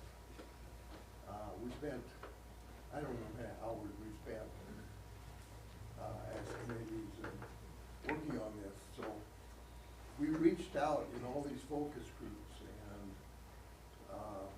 there was just hundreds of opportunities for people for feedback, and I agree that we do need more feedback, and I guess if we do a bond issue, we'll get the ultimate feedback. I was on the school board for 16 years, and I went through maybe 4 bond issues. It was a nightmare, but anyway, we moved to Holdridge in 1970, and, with our 6-month-old daughter, and Holdridge has been a wonderful place to be. We have a reputation of wanting the good things in life. We have a beautiful new elementary school. We have a middle school. We're a very rare community that has a structure like the Tassel. I could just go on the firehouse, it's pretty nice. We got more pumpers here, I think, than they have in Chicago, I'm not sure. It's just amazing what we have here. And a library would really add a tremendous thing to our community. Now, I was pretty shocked myself when I saw the price. And I think the architect did mention that that's kind of the ultimate price, so we could probably get that down, maybe to 20, without cutting too many things. And I think we do need to be frugal. I mean, I don't think we need to go all out, that's everything we want. We maybe should go more everything we need and get it down maybe a little more. But there's just a tremendous amount of philanthropy available around the country. People are showering communities to build libraries and not to house books. That's an old one. We don't need a library that's going to stack books to the ceiling, because I would say probably half those books have never been off the shelf. But the library as a whole is changing. We can have a classroom or a room with a 3D printer. And I'd be interested in a 3D printer. I'd go down there and see what it's all about, and I could use it. So the library is, you can just forget about books, really. The library is going to be all these programs that are going on. And if we can get half the money, and I think it'll be more, and I think there's a lot of interest in the people in Holdridge to donate to it. And the bond issue, you know, if it was 10 million or whatever, that wouldn't be a burden on everybody. So I would, and the park is the place, because all these libraries, probably talking too long, but just a minute or two. All these new libraries being built around, and this company, this architect, they specialize in libraries. They're doing the Lincoln Library, the new downtown Lincoln Library. So they know what they're talking about. And this library is very adaptive to new species. And, it has a kind of a porch on the front where if you want to have a quiet time in the afternoon, there probably won't be 5 people there. You could go sit in the rocking chair on the porch. You know, there'll be plenty of opportunity to enjoy the park. Yeah. And, Thank you, Doctor. Doyle. My name is Doyle Rademaker. I live there on 14th in Tilden, right on the corner, been there for 25 years. And my concern is the safety of the kids. We've seen a lot happen right there on the corner. Accidents, speeders, for 25 years, we've seen it. And there's an accident earlier this year right there on the corner too. And my concern is just the kids crossing or even driving over there. We've seen a lot right there. So I just think it should be somewhere else, you know, besides there. That's all I have to say. Thanks, Doyle. Rod? And then Mary. Okay, Rob Walter, her husband. Couple of things, 3 things actually. Number 1, take the library out of downtown. You're not going to invest in downtown, turn out the lights. Kiss it goodbye. You don't want to put $1 into downtown. It tells me that you're not interested in maintaining or developing downtown. That's number one. Number two, you build a daycare center, you lease it to somebody, you own the building, some child gets hurt, killed, who's liable? Oh, the leaser is going to be liable, but you know they're going to come after the city too. You own the building. They're on your property. Okay? Number three, how terribly presumptuous to assume that you can just plant something in our park. That's presumptuous, and it will be resisted. Don't consider it. If you want to combine it with the school, how did the tassel get built? That's on school property. What about the north side of the middle school? Oh, we have plans. Well, guess what? The library, community college, it could be part of that plan. Good site. Don't tear it apart. Thank you. You're right. Mary? Coming for you, Doyle, but I'm gonna stop there with Mr. Waldrop.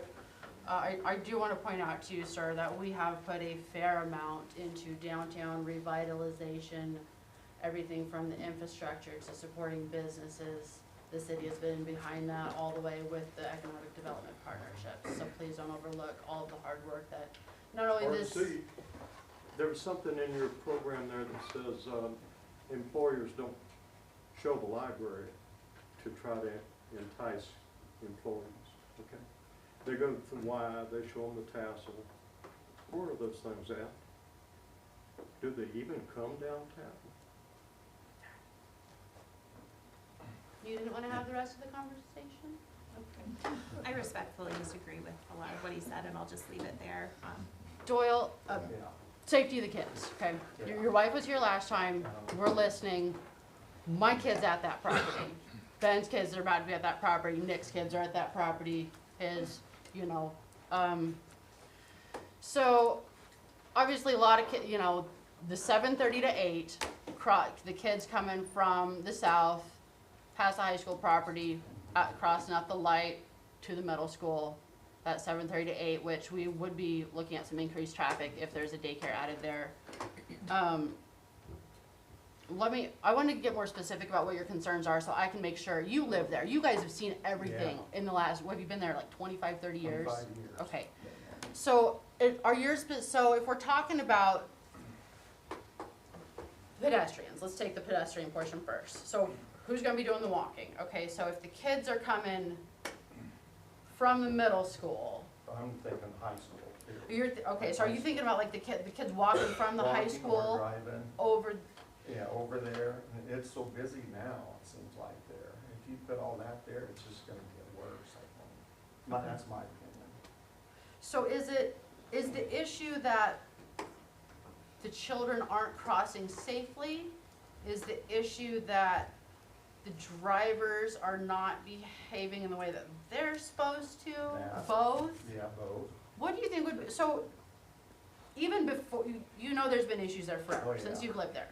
So even before we talk about, you know, adding potentially more traffic and more people coming to the area, based on what you've seen, what are some ways that we can solve the current issues before we even get the traffic study done and find out what do you think would help with safety in that area? Yeah, I really don't know. I even cross there, go to the park with a dog or something, and you gotta watch, Yeah, you know, when you're crossing. so you don't use that traffic signal? No, I straight across the Okay. driveway. I face the north. Right, too, right, so right. it's, you know, Are the I see a lot. Are the kids taught to use the traffic signal? Like, does anyone Oh, yeah. know the There's- kids are taught to use the traffic signal? There's a lot of them use it. They use it all the time. Yeah. One of my concerns, I guess, go on.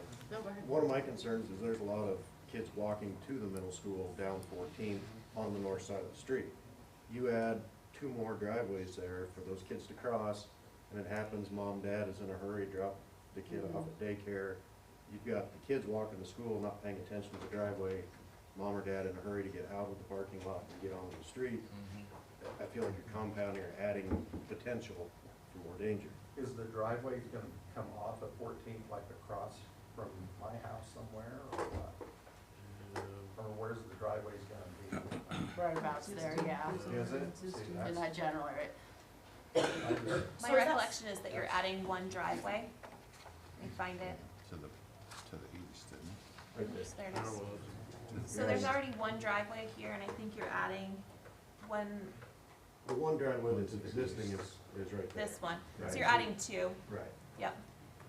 So Corey, do you think that's something we could resolve in this particular area, or do you think that's an issue that would be faced, you know, with some of these other potential sites also?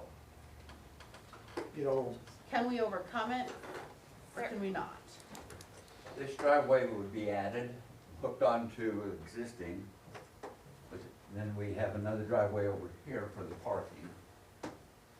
And again, these are like really, really preliminary, right? Right. Well, I know the Because architect, things like where driveways are located can all be changed and modified as they're doing the actual schematic work, right? So they can cut a driveway out by linking it to an existing driveway, so we're only adding one on the opposite side of the building. Those kinds of things, I just wanna make sure you're understanding, like, this isn't a final drawing. and I understand that, but regardless of where you put the driveway or what you hook the driveway up, in my opinion, you're still adding Another driveway. another busy driveway for kids to Sure. cross. I'd be interested in finding out how this has been solved in other areas.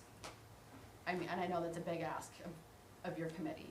And I think that But- the answer to that would be the traffic study, Okay. figuring out what does it actually look like and what are some recommendations for how to solve the existing traffic problems for pedestrians and drivers, and then how do we solve the additional traffic that we would bring to that area.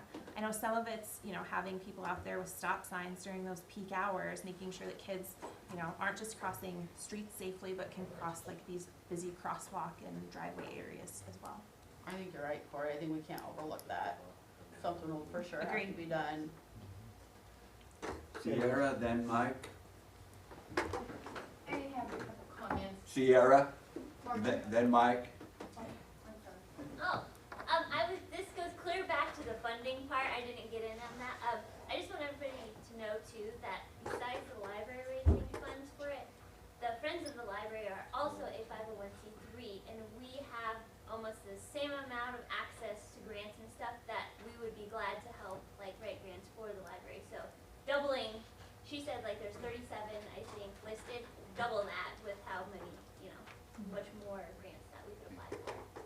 Thanks, Sierra. Mike? This is meant to be neutral. I just gonna point out, as a civil engineer myself, the point that was just being raised, that you cannot at this time assume that it adds anywhere. I mean, it could add 2 more driveways. It could add 0 driveways. It could be incorporated by widening the current driveway. It could become a one-way loop on that drive. As was mentioned, this is conceptual level, but 2, there's a traffic study that would specifically be done. The traffic study results would be what would inform them about whether to have driveways, where to put them. It is way too early to make the presumption. Now, traffic study will probably also then show, I mean, I can't comprehend how you don't add additional crossing patterns, even if you don't do anything other than widen the current driveway, you'll have more traffic at it. So you can't say there's no impact. That will be true anywhere you build this. But don't rely, I know Corey, you were raising some concern. Right. Don't rely too much on this drawing.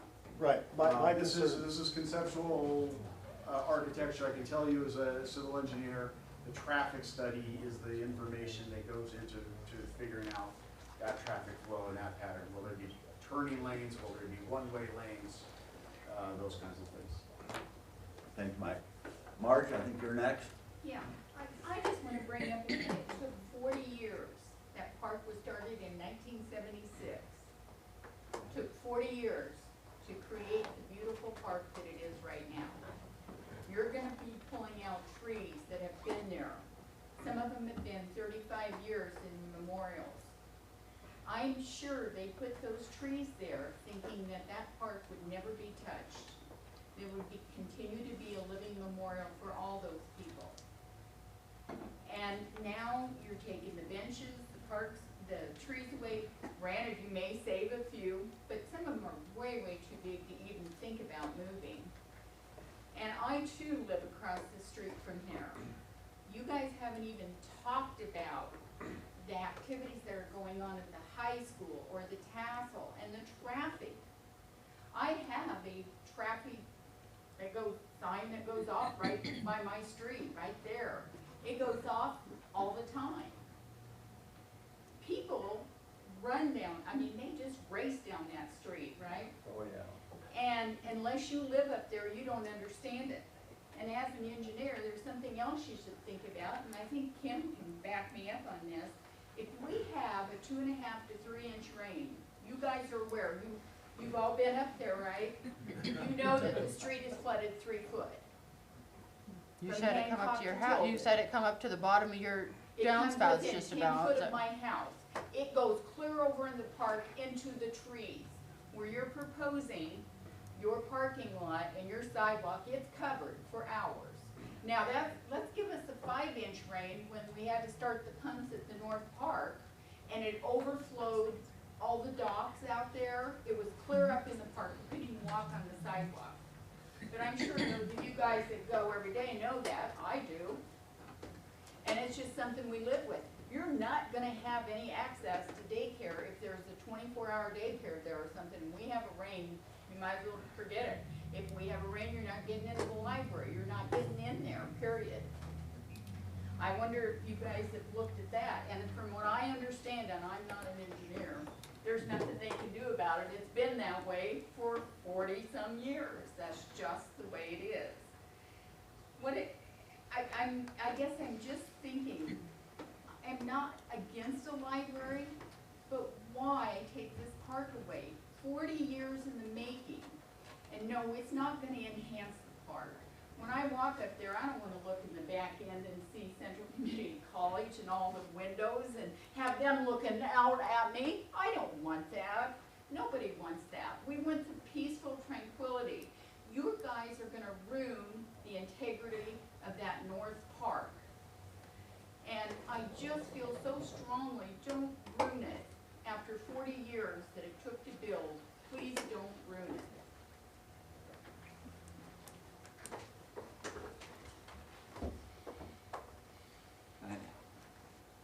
Somebody else want to go? Diana, please. Okay, Diana Watson. I would just for a moment like to be in my CCC capacity and address what Mrs. Hudson said about classes. I'm glad your granddaughters took classes.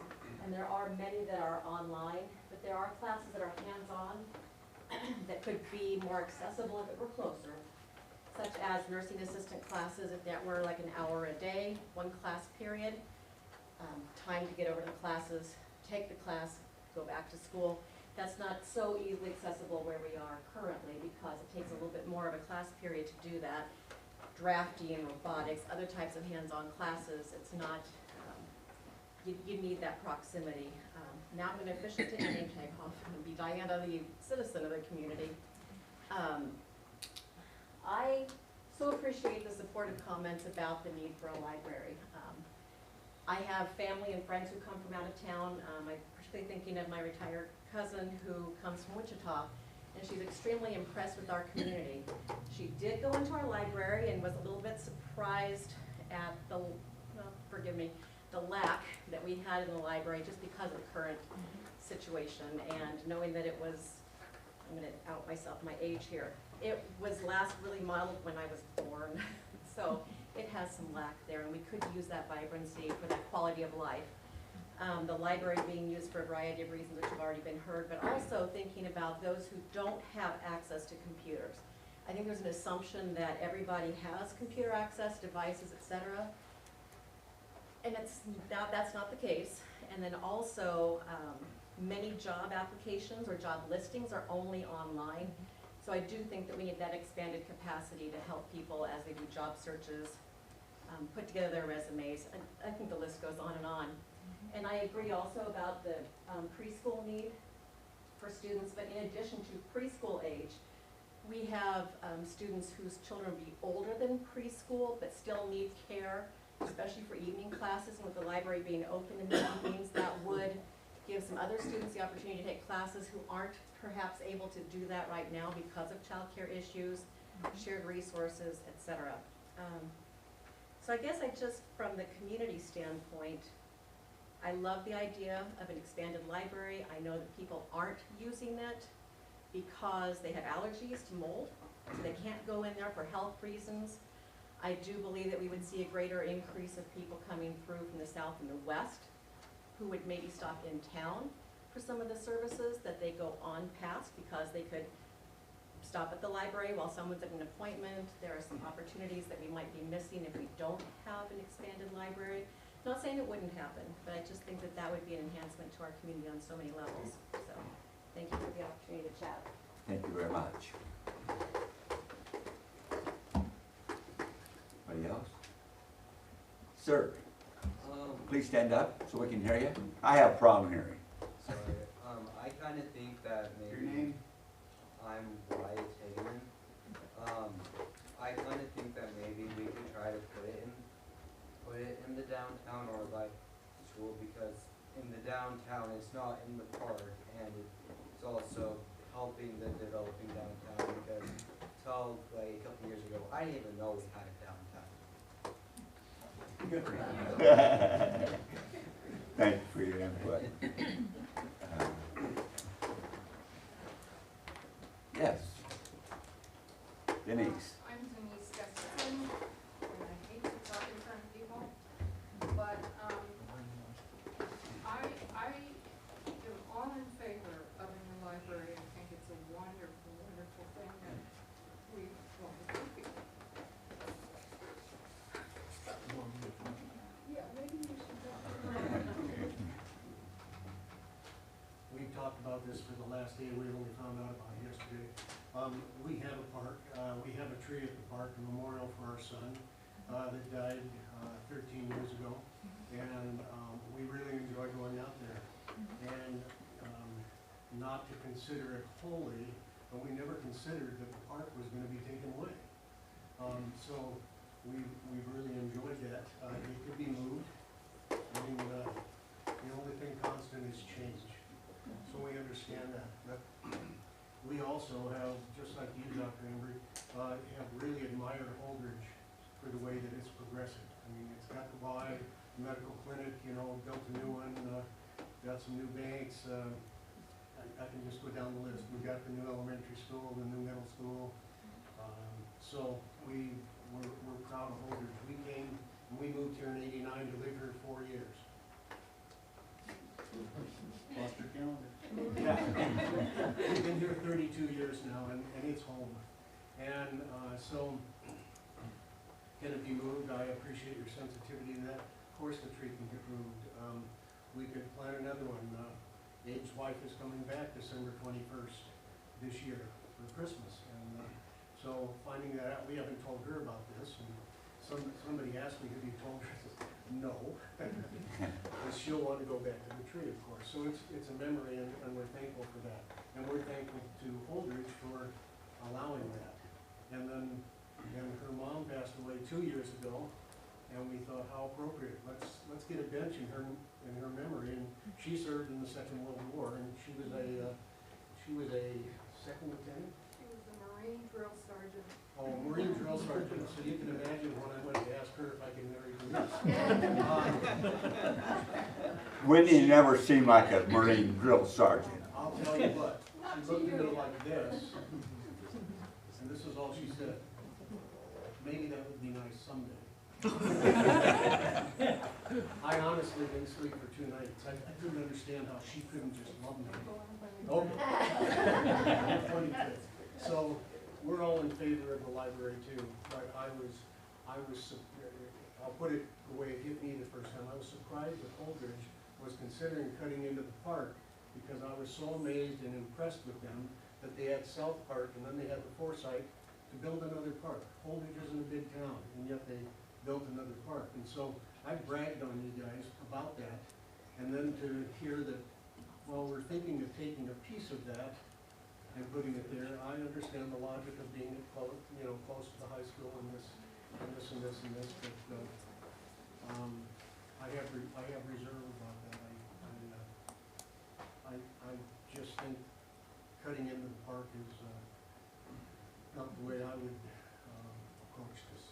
Thanks, Doug. Can I just say one more thing, please, since I fell apart? Okay. I'm sure that we're not the only ones who have some of those connections to memorials in the park,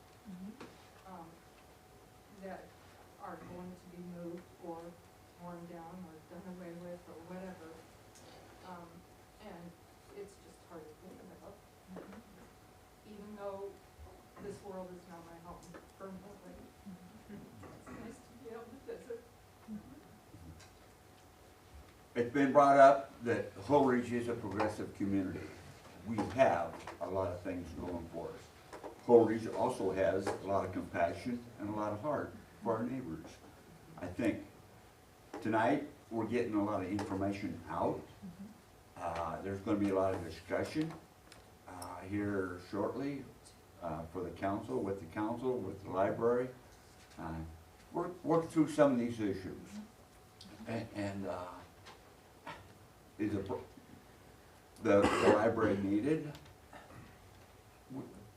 That's all agreed on. And we just have to work out some of these issues. And we can do it. Whole Ridge can do it. They will. Gina. My name is Gina Popple, and I'm just curious if, I really like the idea of the northwest corner of the park, and I'm just wondering if you took CCC and or the daycare out of it, could it fit on that square footage there?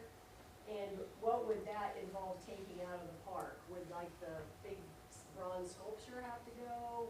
It doesn't seem like there's as many memorial trees there, but I could be wrong, there's probably quite a few. I'm just curious about that, if that's been thought of. And I don't know if CCC could look at their own, be on their own to find their own lot or whatever. That's just, my thinking, I guess. Would you like me to answer that question? I'm happy to. Sure. So the committee ultimately did think about and talk about, this has kind of been raised several times tonight. So the committee did give a lot of consideration to just building a library, right? Not including a daycare center, not including CCC in that plan. But ultimately, the proposal that we came up with checks a lot of the boxes of needs in our community, not just wishes and not just wants, but needs. So if we can just build a library that people are supportive of, but we don't increase usage, we don't address these other needs for daycare, we don't address these longer term needs for increased early childhood literacy and education, we don't address the need for parents being able to attend post-secondary education in evenings because they don't have a place for their kids. We can address all of those with one proposal. If we start carving this off, sure we can do that, but then down the road we have to address the daycare issue and find another place for that to go. We have to find at some point another place for CCC to go because they've already outgrown the space that they have. So you're basically kicking the can down the road then on all of these other components versus addressing it all right now. And I guess the one thing that I would like to, conclude my comments on this project with is that there's a cost to doing nothing. There's a big cost to doing nothing. And that's true with just not moving forward with this proposal, but that's also true with not moving forward with these other pieces. We lose out on funding, we lose out on the ability for people to have better lives, we lose out on employers' ability to attract and recruit the very best talent to our community. There's a cost to doing nothing, and there's also a cost to delay. And so I would just ask that the city council members consider all of that as you're making decisions about what to do. I think what you've heard tonight from members of the community are legitimate concerns, but those are legitimate concerns that the committee members have thought about. They're not something that we have just glossed over and ignored. We've considered literally every place in the community that we could find that might possibly meet the needs. And the southeast corner of North Park is the very best option that we can find for our community. And I would just ask you to give consideration to this project and move forward with approval so that we can take some of the next steps to keep the project going. So, thank you. Glad to have you ladies here with the library. Kara Faber was hoping to be here, and Kara knows these grants very well. She has reached out to some of the people who do these grants, and they like the library. There's money. But when you tie in Central Community College or the daycare in with this, these people with the grants, their eyes open. Yes, we like that. So there's a benefit to putting things together. The daycare, would that help our community? It's hard to attract people that come to Holdridge and work and live. We don't have daycare. It's frustrating for those people. It's frustrating for the employers. So there's a lot of benefits to couple the three ends. Can I make just one more comment? I'm thinking here. Make it quick. A recurring thought that's gone through this evening is the memorials. And perhaps the families, some of the families would accept that part of the library could be named as a memorial. The John Smith Room, or this would be a living memorial, and a tree is a living memorial, but this would affect far more people. So that might be a partial solution. I just throw it out as an idea. Talking with the city administrator, Mr. Richter here, they could take those memorial plaques. We could have memorial plaques on the wall for here, for here, for here. There's other things that we can do. We're not doing away with the memorials in no way, shape, or form. We're not going to let that happen. Whatever form that's going to be, we're going to maintain that memorial. We're not going to let that happen. So. Deb, can I ask a question? I did talk to a daycare provider. They say right now that we've had several daycare providers that have started. You guys know that, and they've closed. The one that tried to go 24 hours out here, there aren't enough people. There's not enough kids, or else parents aren't paying. I'm not sure which. I also talked to a daycare provider who is leasing a place right now, and she tells me that there is no need for it. There are daycare providers, but people have to be willing to pay the price and understand what goes into daycare providers. They get their 2 weeks vacation. They work from 8, they're open from 7 to 6 o'clock at night. Are you proposing that this daycare would be 24 hours? I mean, that's something to think about, because and if it doesn't work out, how many different people are we gonna have going through that building? And then if we can't get enough daycare providers to lease that building, are we gonna put, this has been a little facetious, are we gonna put a dollar store up there then?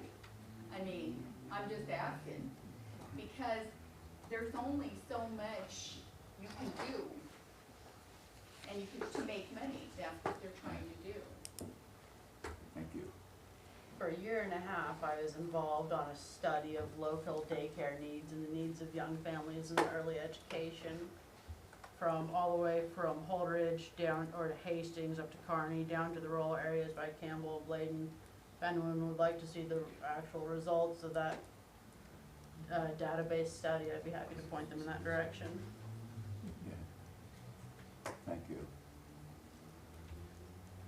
Diana, one more comment there, and then I think we'll wrap it up tonight. Clarification on the CCC part of this.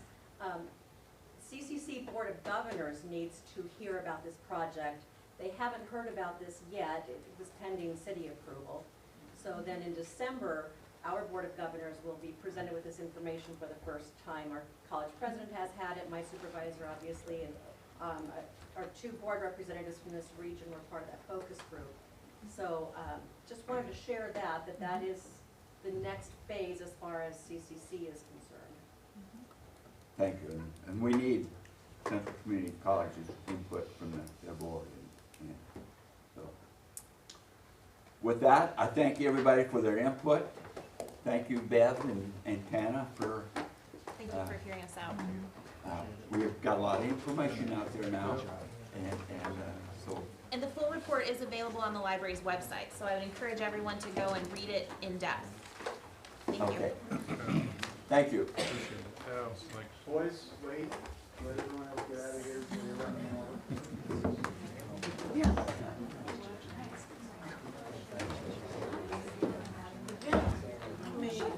And we will be going to item number 4. I got lists of this.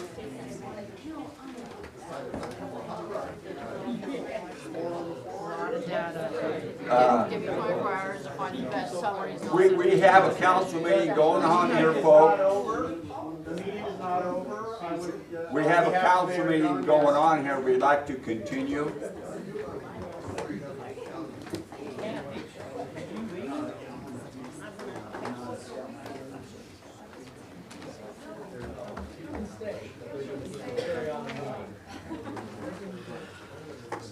Thanks, folks. Thanks, Denise. Okay. Moving on to item 4.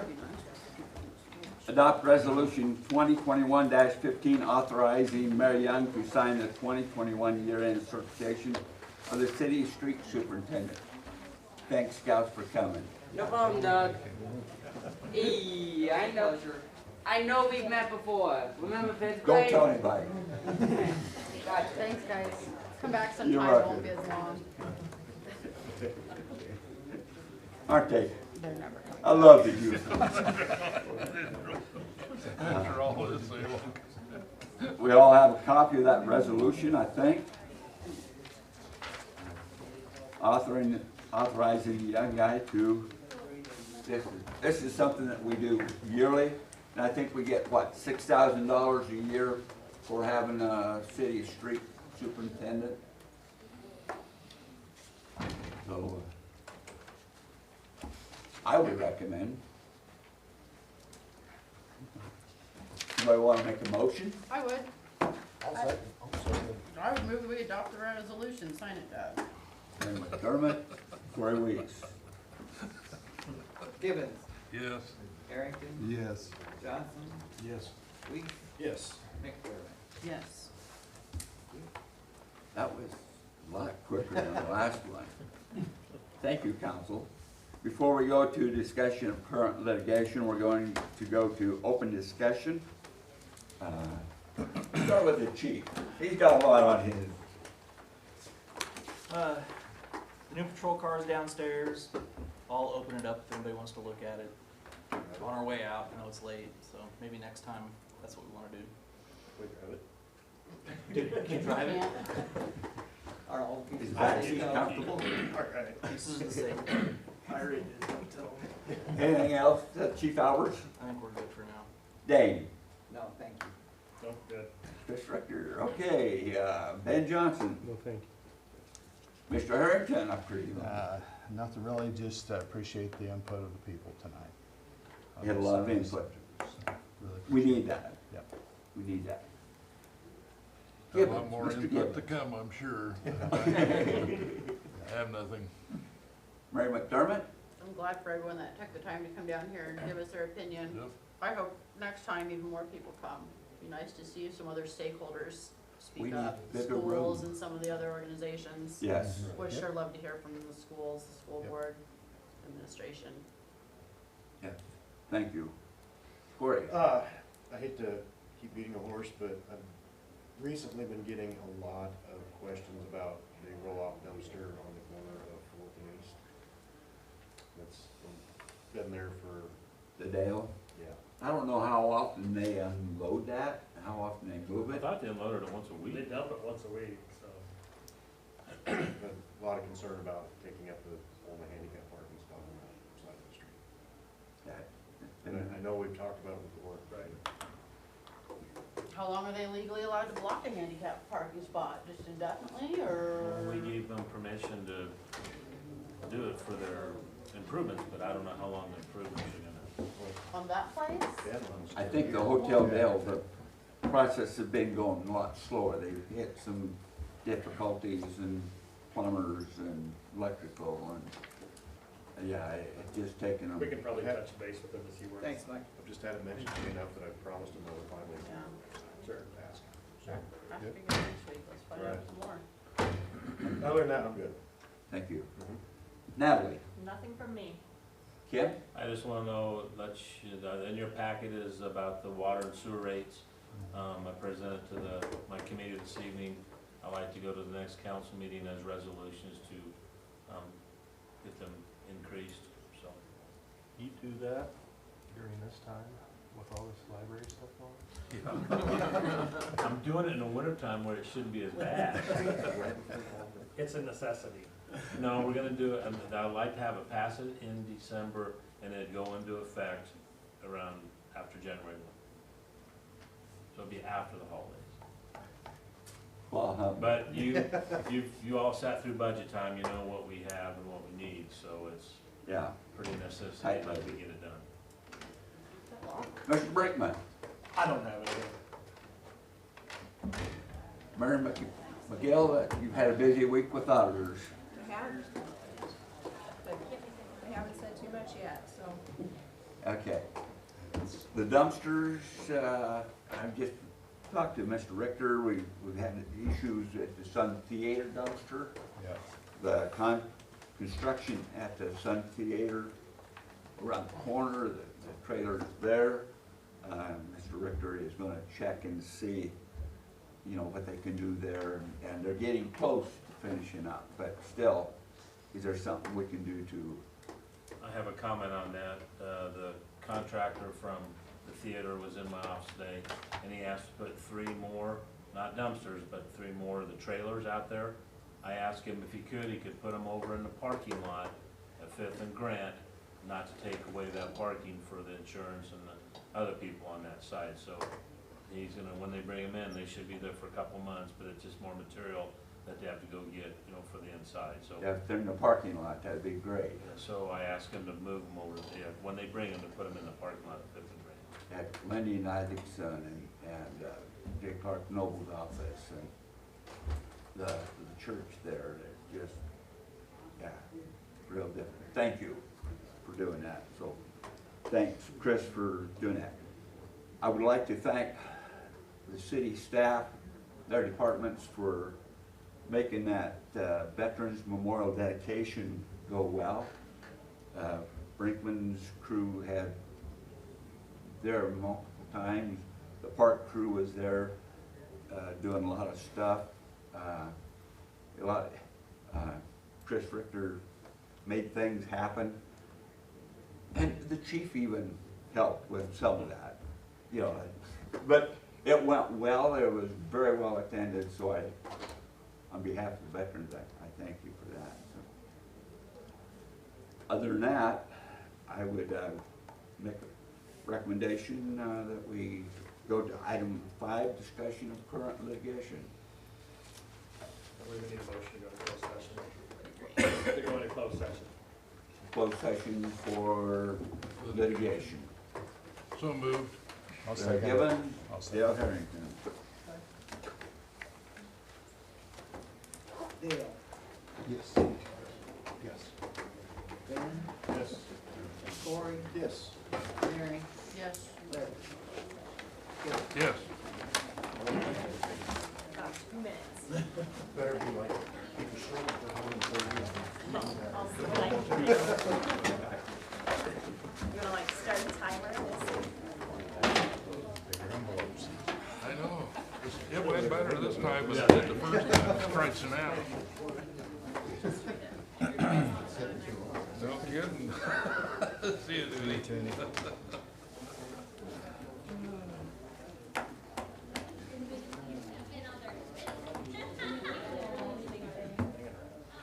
I'm about out of water.